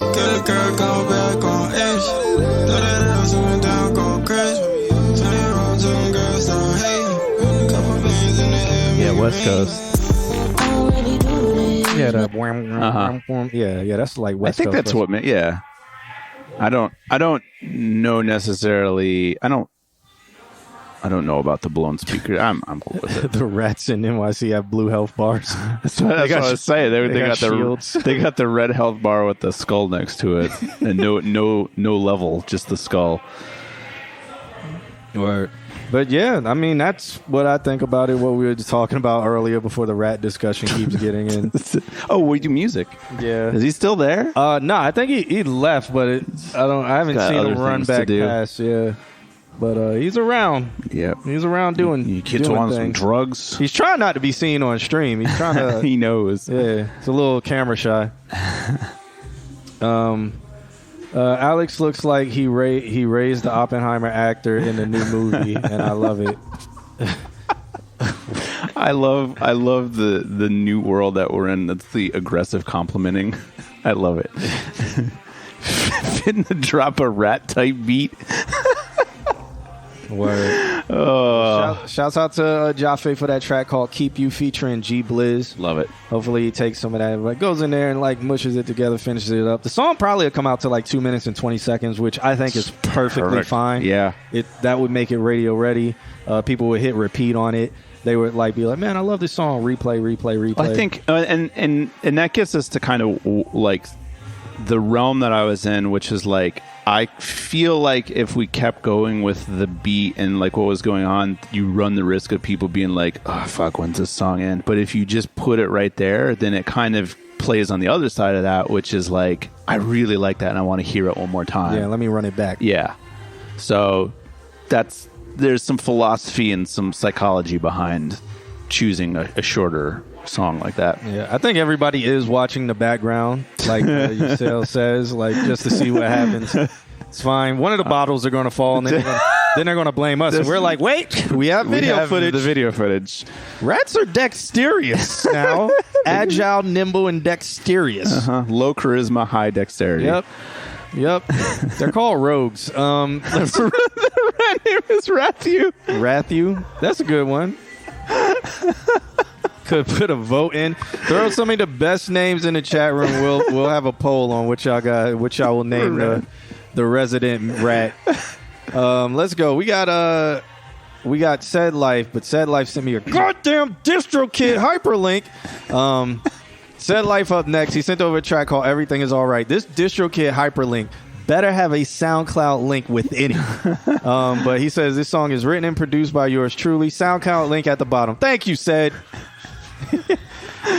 Oh, what's up, the Bliss? Thank you, Said, for the SoundCloud. Malik the Rat. Okay. Mr. Altismo wants to call Eclipse the Rat because he said he ghosts and disappears or something. Like that. Yeah, he said that earlier. I saw it. I wasn't going to repeat it. Eclipse is in London right now. Yeah. Okay. Being away from everybody. Yeah, he's doing it's cool, man. He's doing all the touristy stuff, which is yeah. He's visiting all the things. He posted something talking about you really don't tip over here, like blah blah blah. Nobody will take my tip. I'm like, that is disrespectful, Eclipse. Stop being American. Have you not done your research? I was like, that is so frowned upon over there. Like America. Yeah. So I was like, man, you just disrespected everybody you tried to tip, man. Rat they Daddy like, and Little Ho and Remy. Okay. Did you send it too late? I don't know. I haven't seen the list in a hot second. Who sent what too late? Nate the Great. He is right now at the bottom of the list. Okay. He is literally would be the last person. Okay. There you go. But okay, let's check this one out by Said Life called "Everything Is Alright." J versus Cheese. Tim, are you seeing these names? Are you creating a poll? Okay. Okay, pick the top 5 and you do that out there. But meanwhile, we're going to listen to Said Life. Track's called "Everything Is Alright." Everybody, let's see what you think.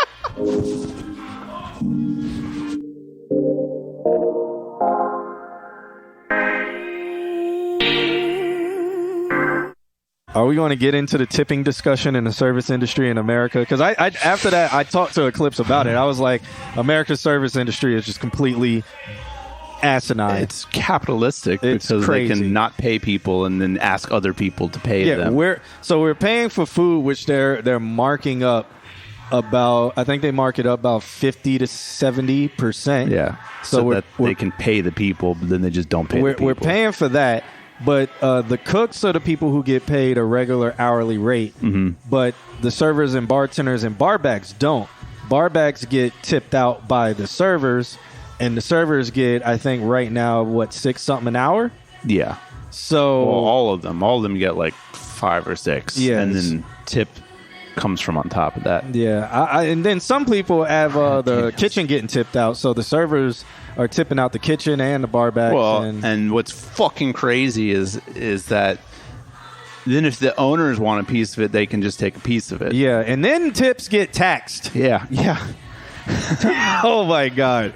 Let's not get into that conversation. All right, that's the end of that. Yeah, let's listen to this right here.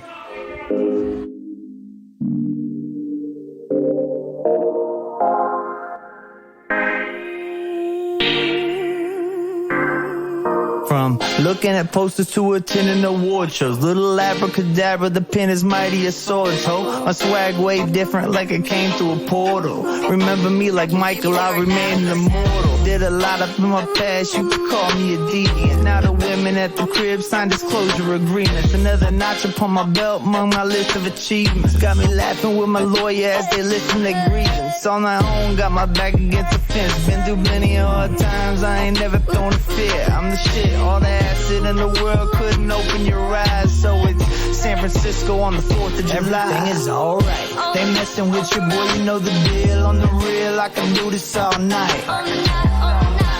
Known to get it poppin' in your city if you're really messing with me, alright. Everything is alright. Everything is alright. Everything is alright. Everything is alright. Everything is alright. Known to get it poppin' in your city if you're really messing with me, alright. Everything is alright. They messing with your boy, you know the deal. On the real, I can do this all night. Known to get it poppin' in your city if you're really messing with me, alright. Used to weigh it by the gram, now we weigh it by the pound. Used to have to wait on it, I get it right now. Shit, I'm living in the clouds.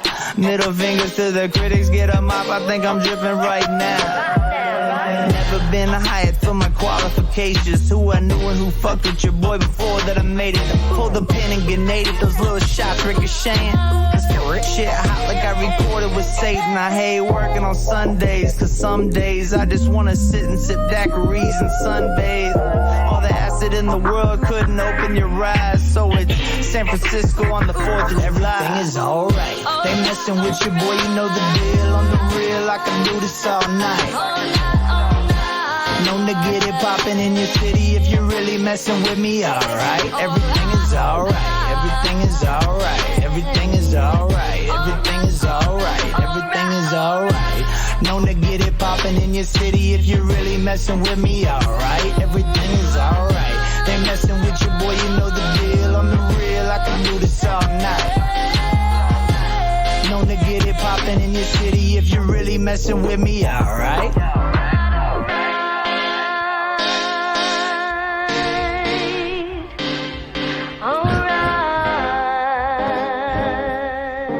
Ollie Biggs. You are now listening to Fed Life. Shouts out to the Bliss who's in the chat room. First comment, it says would have been hard in 2009. I saw him a little bit before. Oh, okay. Yeah. I think the Bliss would have been like 3. Nah, let me stop. He's like 18, ain't he? Don't know. 17. He's at least 16. He would have been like 12, 8, 5. But that track is by Said Life called Everything Is Alright. Alex, how you feeling about that? I like it. Let me start with that. I like it. I like let me say something too about both the last track and this track. I liked both of them a lot, but I felt like the vocals were like 2 to 3 decibels too loud. And it could just be my headphones. I don't know. They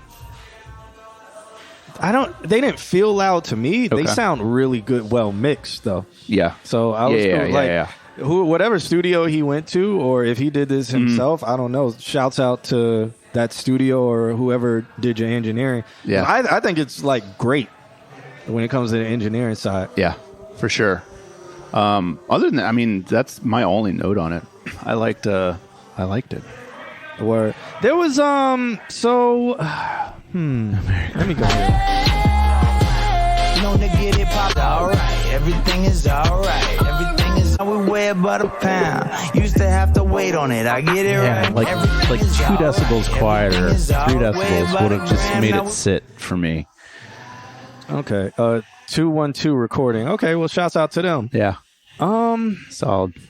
I don't know how I feel about the second half of this chorus though. Like it, for some reason, it makes it seem like it's long, but it's not. The chorus is a total of 23 seconds, but like this part is like, alright, everything is alright. Do this all night. oh wait, no, it isn't. No, Like a they messing pre-chorus. with you in your eyes, so it's Yeah. San Francisco. Here on we the go. 4th So, of July. never mind. It's alright. They messing with your boy. You know. So that starts at 47 seconds, and the chorus ends at 1 minute and 23 seconds. It's a 30-second chorus. No, it's long. It's a 40-second chorus. That's a fucking chorus That's right there. It's long. I mean, I know it's a pre-chorus, but it's Yeah. like, Know the deal on the real. I can do this all night. so it's like, okay, Get it poppin' in your city. you can do if this, you can do It's that. alright. It's alright. Known to get it And poppin' then, in your but after this part, like after this end, I think maybe city with me, alright. Like- Everything is alright. They messing with your boy. I know this is like a bridge-ish area coming up, but it's like maybe let the girl in the background take it away a little. I don't know, Okay. something. It just feels so long, or cut it. Yeah. Or do a thing where it's one more level of energy that really screams the chorus, because now you got this pre-chorus and this chorus that kind of just flow into each other without like a ramp up of like, this is the chorus. So it feels like a 40-second chorus where it could feel like a pre-chorus and then feel like, ooh, there's a lot more energy here. This is definitely the chorus. Yeah. Does that make sense? Real, I can do this all night. Known to get it poppin' in your city if you really messing with me, alright. Used to weigh about a gram. I don't know. It's I feel like it might be 10 to 15 seconds, a little bit too long, but that's it's minor critique. Yeah. But all in all, I think the song is good. Now, Thanks, Nand. Can't see us, but he can comment. yeah, well, shouts out to Nandro. Song's good. I don't have anything negative to say. I don't have anything else to add to it. Okay. I don't. This is just a good song. It's good. It's all right. Yeah. Everything is all right. Everything's all right. This song is all right. I can definitely see this as with credits rolling on a song or Yes. something like this, like with a Yeah. happy ending at the end of Fast and the Furious. Fast and Furious 15. Fast and the Furious. This starts playing with the credits are rolling. Yeah, fuck yeah. Or just cut it right to that chorus. Never forget about family. Looking at posters to attend an award show. Start rolling. The pen is mighty as Fast 5. Fast 607. Like Michael, I remain You know, like all the sound effects and stuff like that. They do over top. Yeah, I could definitely hear it with that. But all right. Make it happen. Yeah, shouts out to Said Life for that track. Everything is all right. 607. I don't know what Fast and the Furious they're on right now. Are they on 10 or 8 or something like that? Is the rat in the background the star of Fast 607? Probably. Rathaniel. What did we get a vote? What's the poll saying? What's a G? Oh, one. Oh, I didn't even see. I would have voted. The vote is Rathu. Okay, Rathu. The rat's So name. I'm assuming that was what Amanda voted. The rat's name is Rathu. All right, And it's family. Imagine He's family. Rat Daniels behind the Jack Daniels. okay. YouTube is without Ruth. I'm confused. Mox Arella says she was the only one who voted. Nobody else is participating. Okay, I didn't even see it. yeah, you guys are just saying stuff in the chat room and not looking at things popping up on the screen. All right, let's check this next one out. It is by Dirty Apples, which is a collective featuring Whiskey Way and Mox AR. Assault Rifle Ella. Mm-hmm. This song is called Chasing Arrows because they made it back in the super before colonial times, the before 4 times. The before 4 times. In current terminology, this would be called Chasing 762s. She got the Kalishnikov. Adjusting for inflation. Yep. She has the Kalishnikov. You know? All right. So this said The banana clip. final. Thank you. This is the final mix before we send it to Alex, but still taking questions, queries, and criticisms. Okay. Questions. Still taking questions. Like, Is this a song? could I listen to this and be like, why? What? Like, why does a voice Well, sound on it? How did you sing that? Jason Nines. There you go. All right, let's check this out. See what we're working with. It's a wave Pretty file. sure I've heard this. So I've heard it before.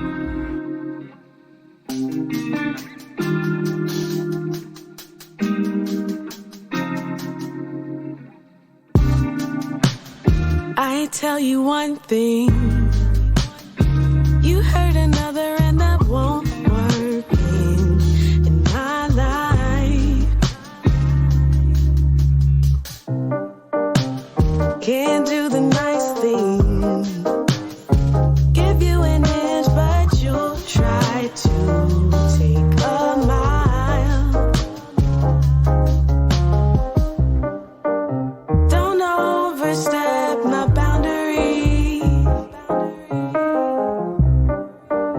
You won't be here surrounding me, 'cause I really mean you can't touch on the meadow. You gotta wait for permission from there. That's a new instrument. yeah, New thing going It's on back big. there. Okay. that screams chorus. All right.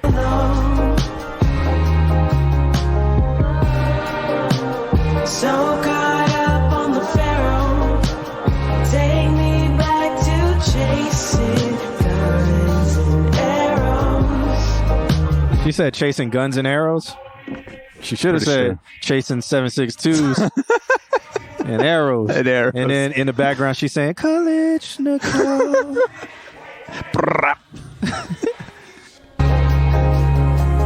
Take me back to distant days when we were just friends. Starry skies on streets for lights, how simple could it been? Seasons change just like a mind of children's innocence. Ain't it strange, I feel in shape and tend to transcend.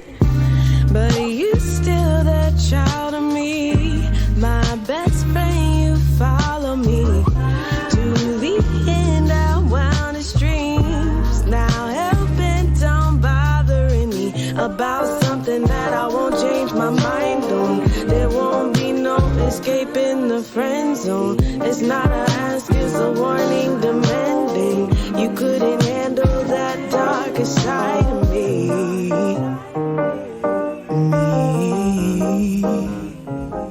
Me. You can't touch on the meadow. You gotta wait for permission. I like this right here. Letting the sex marinate. Make It's all you two moist. more horny. Swing them vocals from ear to ear.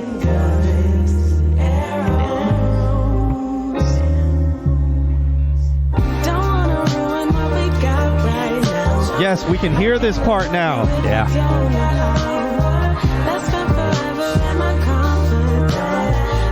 It's not clashing. No, it's big. This is nice.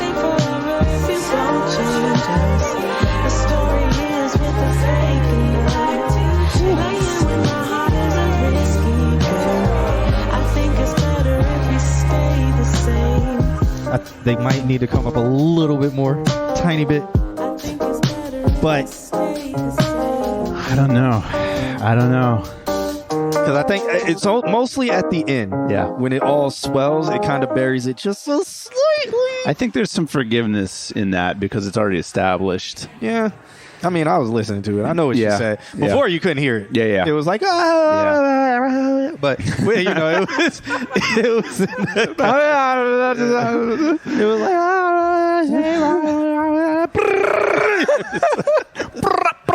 it's like, wow. Click, click, click, click. Wow. Yeah. The guitars, yeah, that has a different. That has a difference. Questions. Well, are we talking about when it came when it came like when it came the first chorus? I like that because it made it big. Yeah. It made it hit. It made it like, yo, we're here. Yeah. This Boom. is a chorus. Yep, this is happening. This is a chorus? And I mean, I noticed it instantly. I was like, oh, okay. Yeah, for sure. And I was like, all right. The version before it still had like this is a chorus. It was now great. Now it's very defined. I feel the version before it was great. I feel that one was very like you relax and you lay back and you kind of just laid your head back. Yeah. This is a more like, you know, it lifted me off my feet. I'm kind of floating, and then when that guitar hit, and you're like, okay, we're getting active. Over you. And then when we got towards the end with the panning of the vocals and everything building on top of each other, that's when you get like the chills and the goosebumps because you're like, oh, we're climaxing now. We're getting there. Don't tell YouTube that. Yeah, we're making tutorial videos for climaxings. So that's what this show is. I feel like it's cleaner too. It got big. Are you still checking over your shoulder? Yeah. It really built up, and then instead of it clashing, it like everything was very defined. Like I was not gonna lie, fully expecting that ending to clip at some point, and then it didn't. It didn't. And I think that's a good solid mix, and it's so much so that I can tell you right now that mastering this, the only thing I can really do is change the textures, maybe the warmth, but I don't know if loudness is going to be like, it might be as loud as you send it to me because this is loud. Yeah. So, and if it came at me at 0 dBTP, no headroom to it, I would be okay with that because this is a good mix. So there's a definition for you. I like this one. I really think y'all should back it with more than a picture and saying that, hey, we've released this. Check it out. I think you should look into maybe filming some type of lyric video at first if you like. If you want to save any kind of money, you can do it yourself. You can AI generate lyric videos. Type in the lyric video. We live in the future. Make it kind of cool. Make it fit your aesthetic that you're going for. Put that out. Do some marketing behind that. And then if the traction is there, look into a music video and stuff. And then continue to have a steady rollout of music. I like where this is all going. And I really think y'all could do something.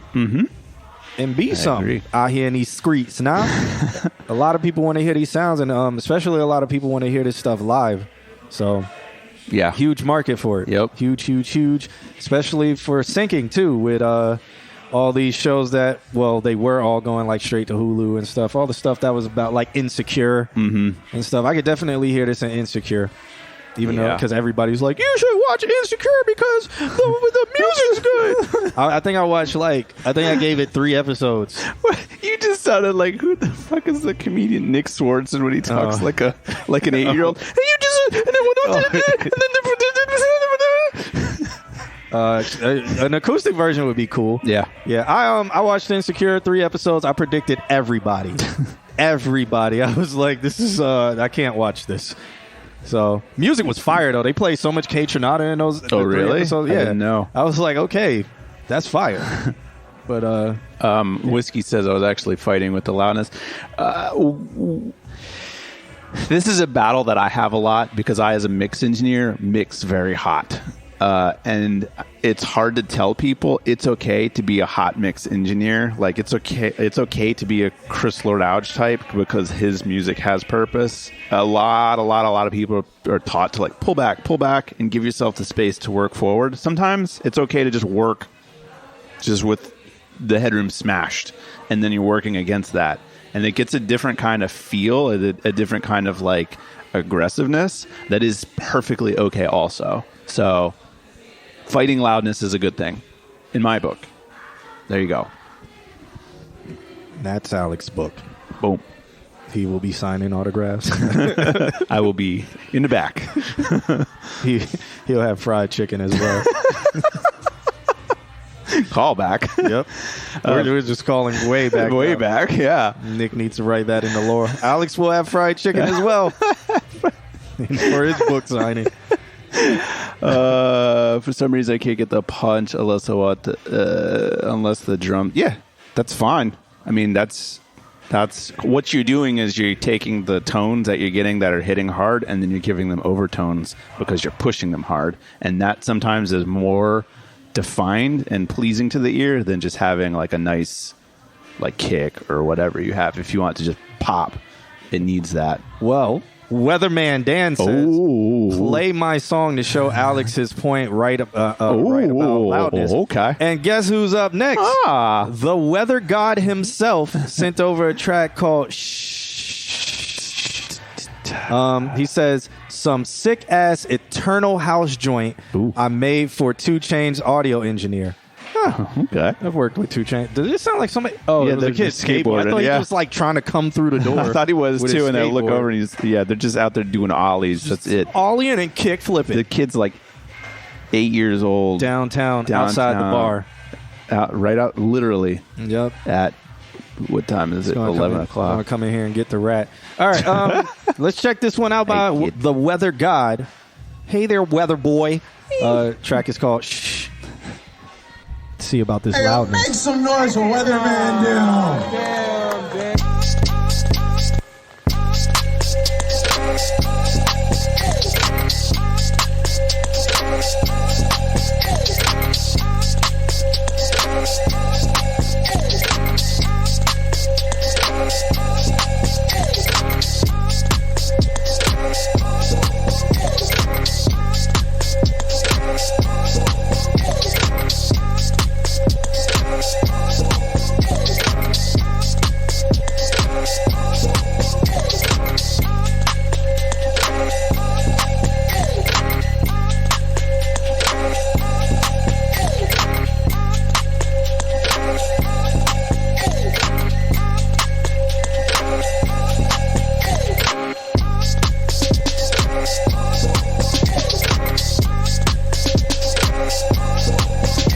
I would love to see this in a voguing show.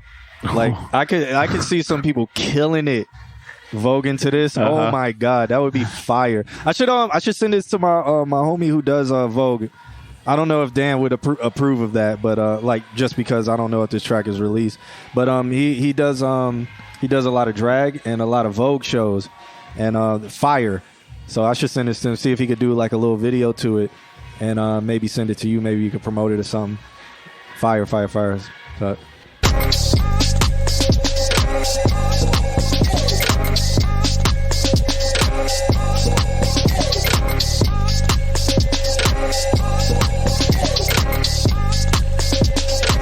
What you mean get stems back? Vogan is dancing. What? You would want what stems of the video? Like he wouldn't rap or say anything. No, he wouldn't be like the yeah, bitch, I done came through. Yeah, bitch, I done came through. Yeah, bitch, I done came through.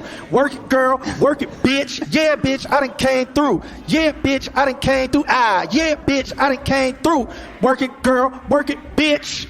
He's not going. He's the dancer. You just got samples. You could use my sample right then and there, 60%, and then do a little tweaking to the vocals and stuff. We can split that straight down the middle. But nah, he's a dancer and he does.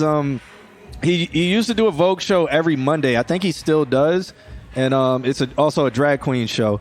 So I'll hit him up. Like if you approve, I'll send it to him and see if he likes it, and then if he does something to it. I'll say, hey, if you shoot a video to this, like this is the person, and blah blah blah blah blah, and he could use it to create content because he does short Vogan videos. Love it. To a bunch of songs and stuff. 360 deal. There you go. Oh, it's always three. No, it's a collaboration where you pay him money, where you get exposure. Yeah.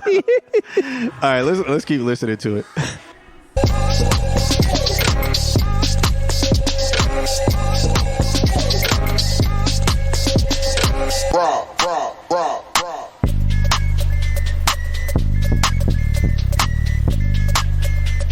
I know you ain't tell me that bitch had to work.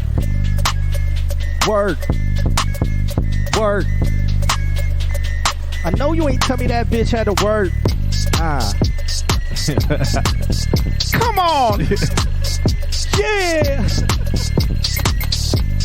Nate the Great said, fun fact, I do drag. Okay. Do it up. Yeah.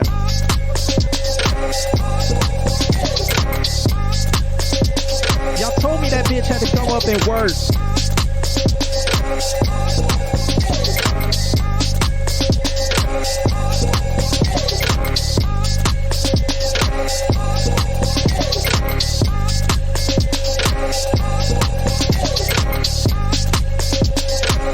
Then you can get the guy with the deep voice. Are you a bottom bitch? Do you like to fuck? Do you like to split? Do you like to split? Are you a bottom bitch? Do you like to fuck? Do you like to split? Do you like to sit? Just underneath. Yeah, that's fire, man. Yeah. I actually need to start lending my vocals. You out. should. So, man, You come on, should. Dan. You should. What up? You absolutely should. I actually stole the track too. I downloaded it, but I am gonna I'm gonna give you dude's Insta. If y'all want to check him out, he's actually a really good Vogue dancer, and his shows are very fire. I know some of y'all might not be into that culture or whatever, but if y'all, it's a cool culture and cool things to look at. So definitely check it out. Let me I'm just taking this whole stream to climax now. But Alex, take it away with this. I'm I mean, what is there to say about a Weatherman Dan song? Everything that you said, I completely agree. I will, circling back to the conversation we're having about loudness, say that one of the side effects of loudness is you get a little bit of high-end pop, which I think that the high-end in this song could use a little bit of transformer saturation, something to just mellow it, so it's still high-end, it's still bright and got attack and got a feel, but it doesn't have like brashness to it. It doesn't have harshness to it. And that could be as simple as maybe like adding a Pultec EQ to the master and not putting any settings on it, just letting it mellow the high end just a little bit. Because I could see somebody, like, here's the thing. I could see, right now we got the headphones on, but if you took this and played it in a club, that high end would just like become a knife and people would be like, ah. So if people want to do Vogue to it, oh damn, now they're moving all the fucking gear. You good? Oh, they wouldn't be able to get through. They wouldn't be able to get through. Yeah.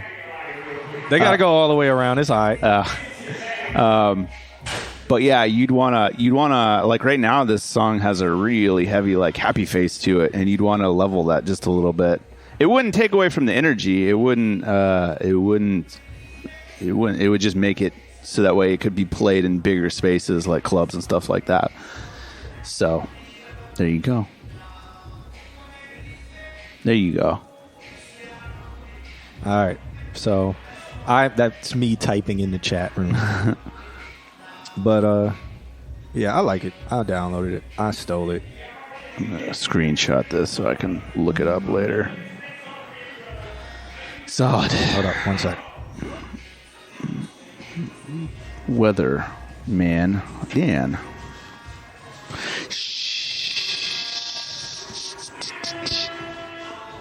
Okay, so shouts out to Dan. Yeah. For that track. Thanks for hanging out. Called Shh. Up next, we'll have the Lord and Savior, The Brother. And the crowd goes wild. Hogan Moore. He sent over a track called Next to Me. He says, Kush aliens are invading Earth. I am very scared to hear what this track sounds like. So let's check this one out. Hogan Moore, The Brother.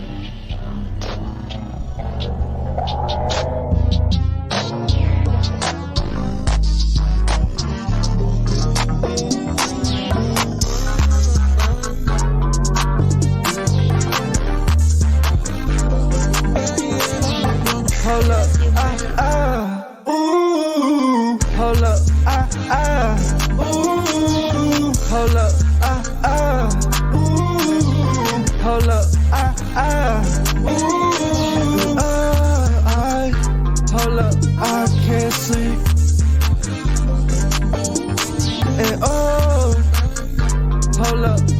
can't breathe without you right next to me. We hit it pop, pop. Shit was like bubblegum, pop the perk, and that shit was like dun. How I just left the earth. I'ma hold that house filled up with turkeys. If she was tryna fuck, then close the curtains. All these blood diamonds on me virgin. I wish that I could've met with Virgil. Take that makeup off, now you perfect, girl. Hold up, ooh. Hold up, ooh. Hold up, ooh. Hold up, ooh. Hold up, I know that you need me. And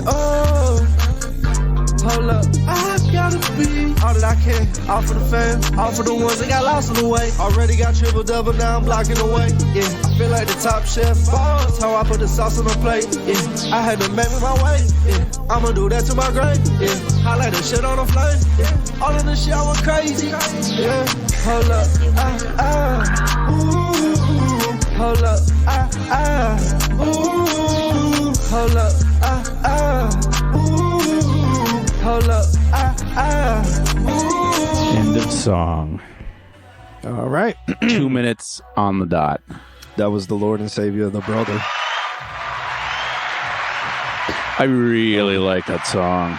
Okay. It needs some mixing. It needs some love. It needs some placement. But the experimentation and the direction and the musicality is showing itself everywhere, and I really, really like it. That's what I have to say. I don't have anything really to say, too much to say. Yeah. I think it is cool. I think it is a cool track. Gives me Lil Dicky vibes. Okay. Something I would definitely hear in his show. Dave. Yeah. But the whole time I was thinking, I was like, this sounds like it would just be on the album and it's super for the fans. Unless he got mega creative with like some visuals with it. I could just the ooh.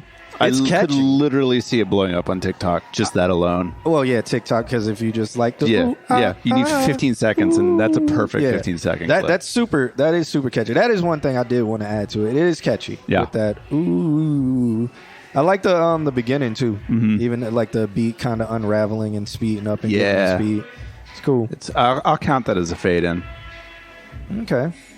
Yeah, Nate, you told us that before that you're working with Gator, that you have a song or something with Gator. I think the last time you was in here, you told us that.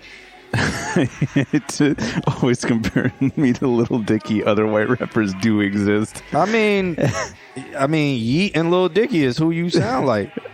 And then when you do Detroit Drill, you sound like Baby Tron. Let me stop. You don't sound like Baby Tron, but... I would say take it another round of mixing, get some compression in there, like get it to level just a little bit. I heard there's a lot of like extra dynamics in there that pop out when you go into character. It kind of like you kind of move to the top of the beat just a little bit, and so that would be my big like starting point. Hogan, you also don't sound black.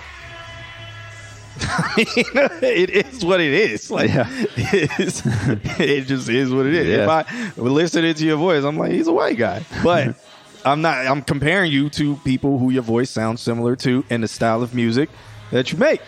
They just happen to be white too. So Balloons by No Name. I've not heard of that. Now, if you sound like the guy who sang I can't even think of the name right now, so I'm gonna just move on. But if you sound like him, then I'd be comparing you to other people that you sound like. Sound like Psy? Have we heard Balloons by No Name? No, I haven't heard Balloons by No Name. I'll take Lil Dicky as a compliment. That boy freestyles like a MF. Yeah. There you go. Word. So yeah, everything that Alex said, I'm not reviewing anything today. All right. Is what is it? Did he say McCoy sauce? What was this guy's name? McCoy. Yeah, McCoy sauce. Yeah, McCoy right? sauce is here. That's what he said, or was it Mackie sauce? Mackie That's sauce. It. Mackie okay. sauce. McCoy sauce. There's The three. old McCoy. There's 3 C's in this, but it's capital M, lowercase a, and C, and then 2 capital C's and a Y. That does not say Mackie. It's the sarcastic version of his name. Oh yeah, McCoy sauce. Nah, this is Mackie.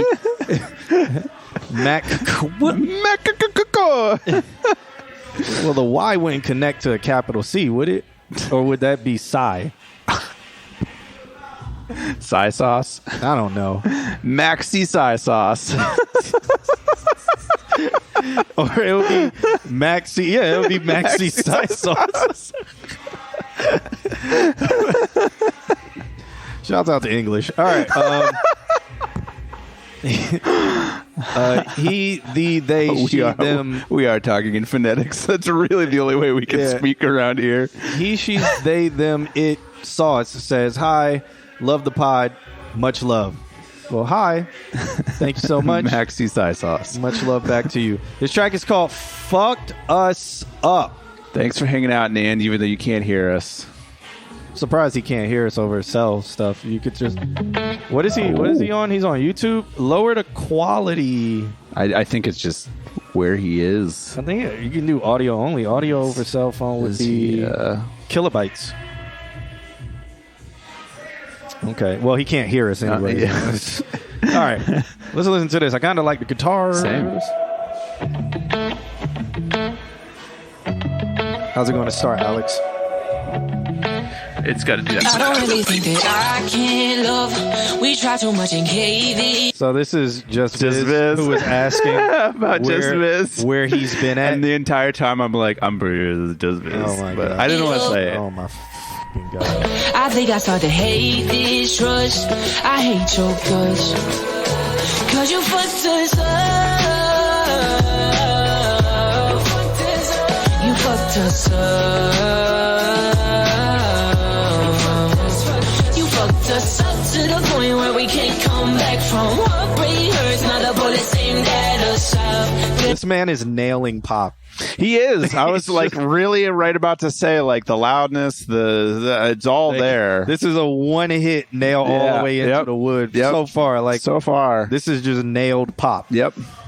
I'm not complaining. Me neither. Pop. Yep.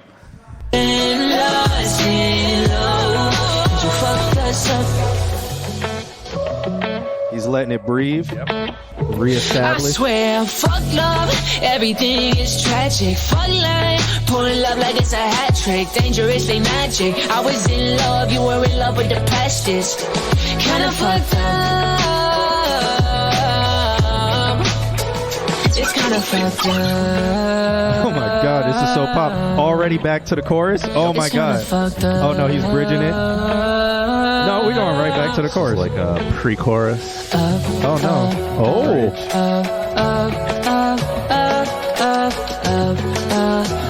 This is cool. Bill. There we go. I'm so sick of all the late night fights. Kinda thinking we will not survive. All this love inside us won't suffice. I hate our life. You fucked this up. You fucked us up. He has a pop hit if he can figure out what to say other than you fucked us up. Yeah. If he can say, you messed us up. Well, but and messed that's is like, you need to pull a CeeLo Green and have another version of this song. That's the clean version. Yeah. Hopefully everybody knows what I'm referring to. What was the clean version called? So fuck you, and then there was a clean version. Yeah. Forget you. That's what it was. So he can't say, you forget us up. No, yeah. You'd have to come up with something clever. You broke us up? Yeah. Because then it You turns messed into a this up. breakup song. Yeah, you messed and this then up. it's even more pop. Yep. You broke us up. Or mess this up, or You broke us up. I mean, you are driving full speed down the lane of pop, so just... I think this is a hit. I think this is a hit. We ain't even get through it. Like, Nope. This would be Billboard chart climbing chart hit. I honestly, like, this is the synced everywhere. Yeah, this is the song you use to springboard yourself into, at the very least, writer circles where you're going out to LA and writing in the studio with people. At the very least. But that's how... Start with a lyric video with this? Yeah, that's how... Who am I thinking of? I'm thinking of maybe Kesha. Like, that's how Kesha got started. She was a writer for Britney Spears and all that. And then she was like, you know what? I'm just going to do this myself. But she had a collection of this kind of stuff. So, yeah. Let's keep playing. Let's keep playing. Google. And then Google said no. Yeah, I did it 3 times, so that's the max that can happen with Google. Why do you have so many burner accounts, Biz?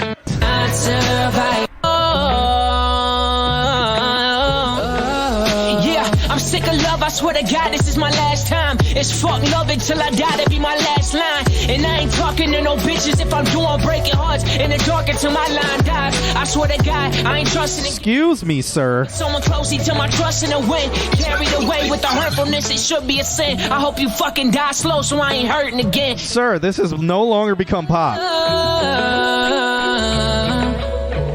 You fucked us up. You fucked us up. Change it to You Broke Us Up, or I'm so sick of all the late night fights. Kinda thinking we will not survive. All this love inside us won't suffice. I hate our life. You fucked us up. You fucked us up. You fucked us up to the point where we can't come back from. Heartbreak hurts, now the bullets aimed at us. I've been lost in love. Are you fucking kidding with that ending? It's perfect, man. It is. The rap is a little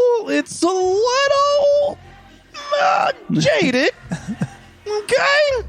You're gonna need multiple versions. I think you would. Yeah, definitely a clean version for sure. Mm-hmm. Please, I could change it to and redo the second verse. I would say it's just messed. I could change it. I mean, I would say play around with mess, play around with broke, play around, and then play around with some of the words and stuff that you're doing to make it all make sense. I definitely think clean version, and I definitely think this is a pop hit. Yes. Like you're following, like honestly, I feel like he's Black Bear.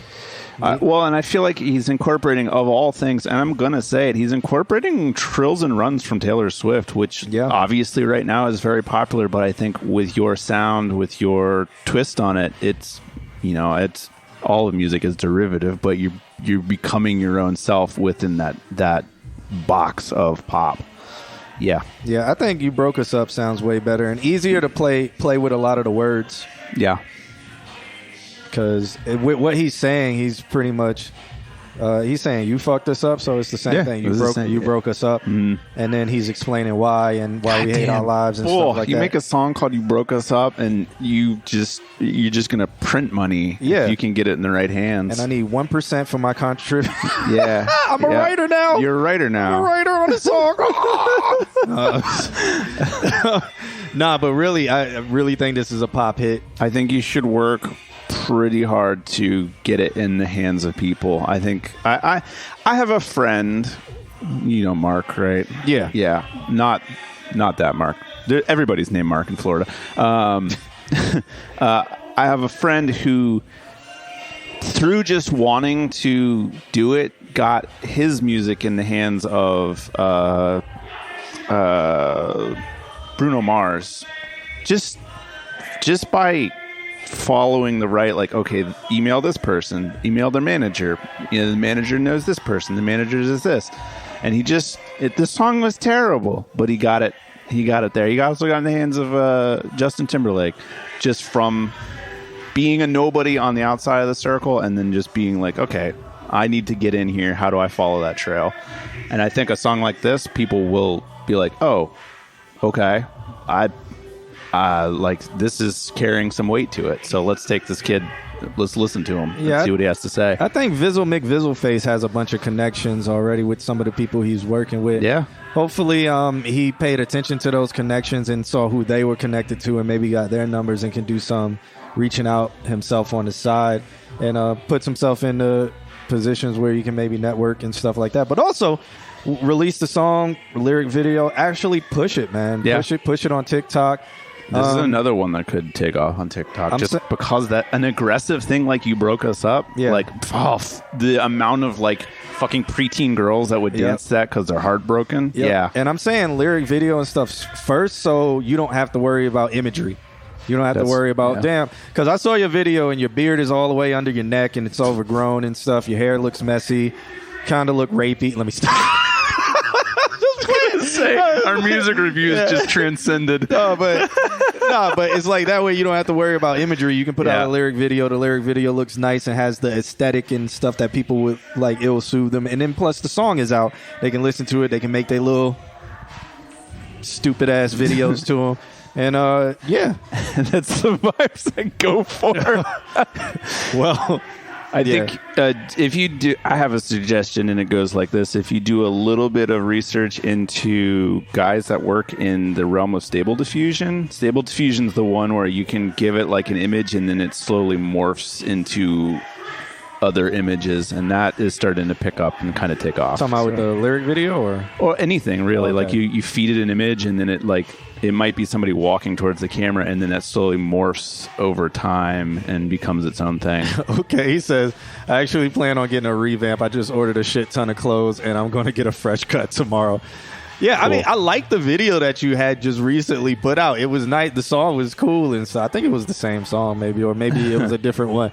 But yeah, your hair, you was looking a little wild, bro. Wild child. Looking a little wild. Yeah, kind of like Animorphs. Look up Stable Diffusion videos. They're really cool.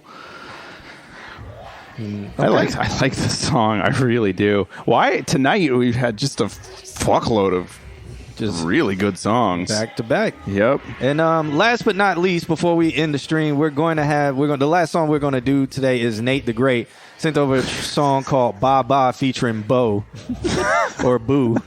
It's only one O, so it would be Bo. Bo Peep. Yeah, Ba Ba featuring Bo.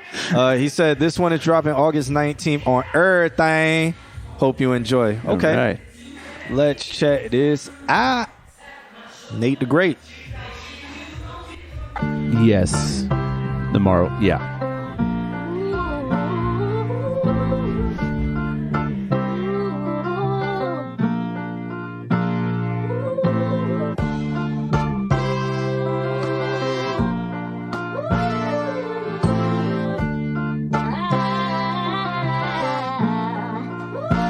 I said fuck being a goat, I'm the black sheep who's been looking for a way to cope. You can ask me, is your tongue made of sword? Or are you happy? You're a liar, isn't fire. Any shit he drive automatically, that shit a masterpiece. That's why it's Deuces. Two of the only two of them you have to see. Dr. Seuss is never mad at me, the Zeus is where the casualties. Yeah, this new shit that's been happening. Where you and you have just been battling with the students, parents, and faculty. It's just as broke as your ass. If he don't change ways, but there's only one way. Give that shit a rest like God did on Sunday. All we want is answers. What did God say to Kanye? Back when y'all would not believe what Ye was always gonna say. He said, tell me what you want, Sway.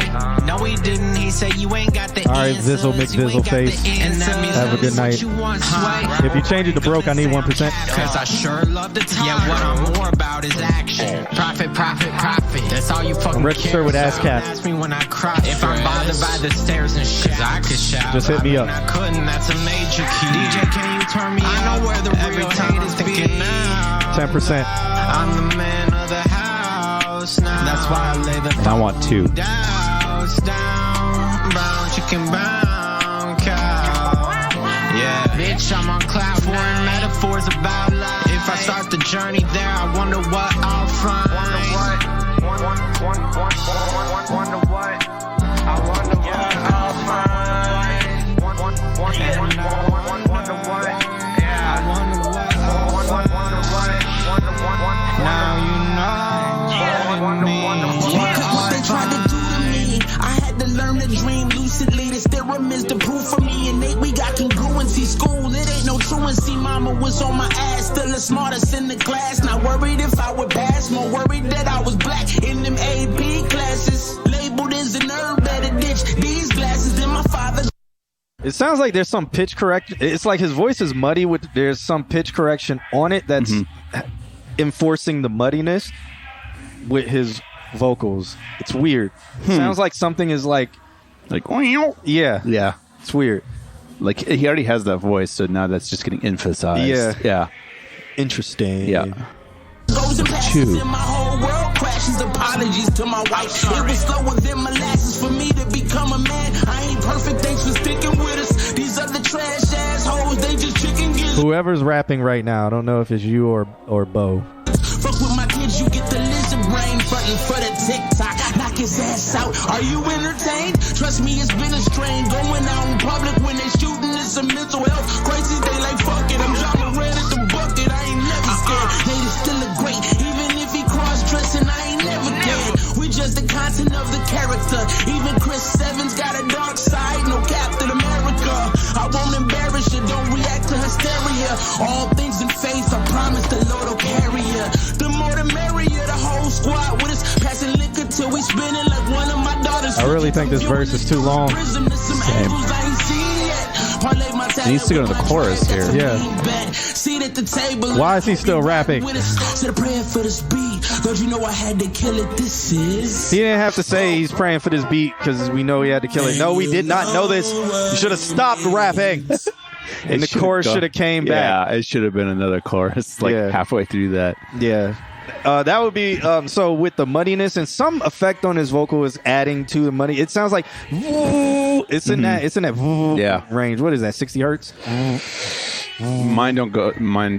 These don't go that low. So I'd say probably like maybe 80 or 100. Maybe like 120. Okay. Yeah. It's there. But and then also like I feel like his verse is too long. I think the chorus should come back and end it off. He could cut that verse a little bit. You don't have to say they gave me the beat, so you know I had to kill it. That's like the most basic. Like it is so basic. It could just be cut out, and nobody would bat an eye. Nobody would be like, "Yo, this dude." I can't believe they took out the best part of the song. Why did they give him the beat? Because we knew we had to kill it. Kill it. That's almost saying like, you gave me the beat because you know I had bars. Like it's so unnecessary. It's such an unnecessary. Like. My note is I assume you're the first one then, if that's Bo on the second part.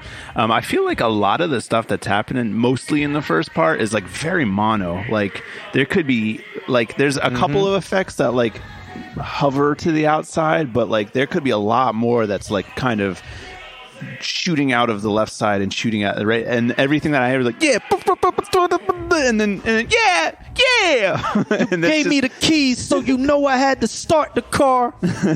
It's all happening right down the middle. Yeah, it's like the most obvious shit ever. What's understood? You turned the stove on, so you know I had to cook. Yeah. You opened the bathroom door because you know I had to pee. Come on. It's like it could just be cut out. Everything Alex said about the beginning. I'm going to stay on this tail end side. But yeah. So yeah. You gave me a cup because you know I wanted to drink. For the nookie. Come on, the nookie.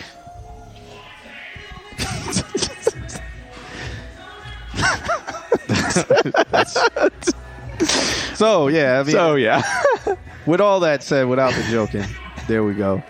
Shouts out to Nate the Great.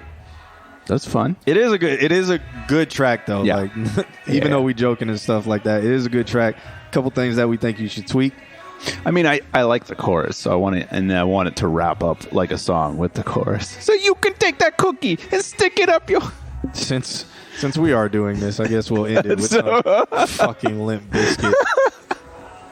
And this is how we get demonetized. Well, you know, this will be cut out of the out of the podcast. All right. Check out my melody. Right. So hey, make sure. God, we didn't say shit about subscribers today.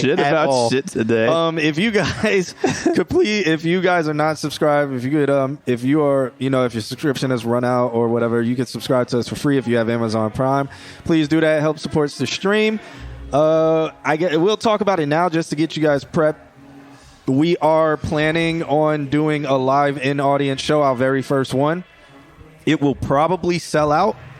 We're planning on doing it. I'm waiting for the dates to come back, but we're looking at early December or end of November. It will be in Orlando, Florida. Yeah. Venue is what we're locking in. So, guys, if you would want to come watch us live in audience and meet and greet and all of that stuff, we're looking, depending on the venue, we're looking between $15 to $25 a ticket. It depends on the venue because venues out here could cost me up to $2,000 to $3,000 just to book it, and then we will have staff, to help us run the show. So that can be another $1,000 to $2,000 to $3,000 million right there. So that's why the price would be because it's going to be $5,000 a ticket. Nah, it was $15 to $20, but it will probably sell out, which will be really good and really cool for us. So that's going to be towards the end of this year, and that'll be kind of like an end of the year celebration thing too. I think so. We've come a long way. It's been what 3 years. It's been 3 years. Yep, you guys have been helping us all the way. We definitely appreciate that. We definitely appreciate you telling other people about this stream, sharing the stream, getting other people to come in because that helps us. We do this free. And we have fun doing it. Yeah. And we're glad we can help. And yeah. This time I'm going to let it all come out. This time I'm going to stand up and shout. I'm going to do things my way. Yeah. It's my way. Yeah. My way or the highway. All right, we're going to get out of here.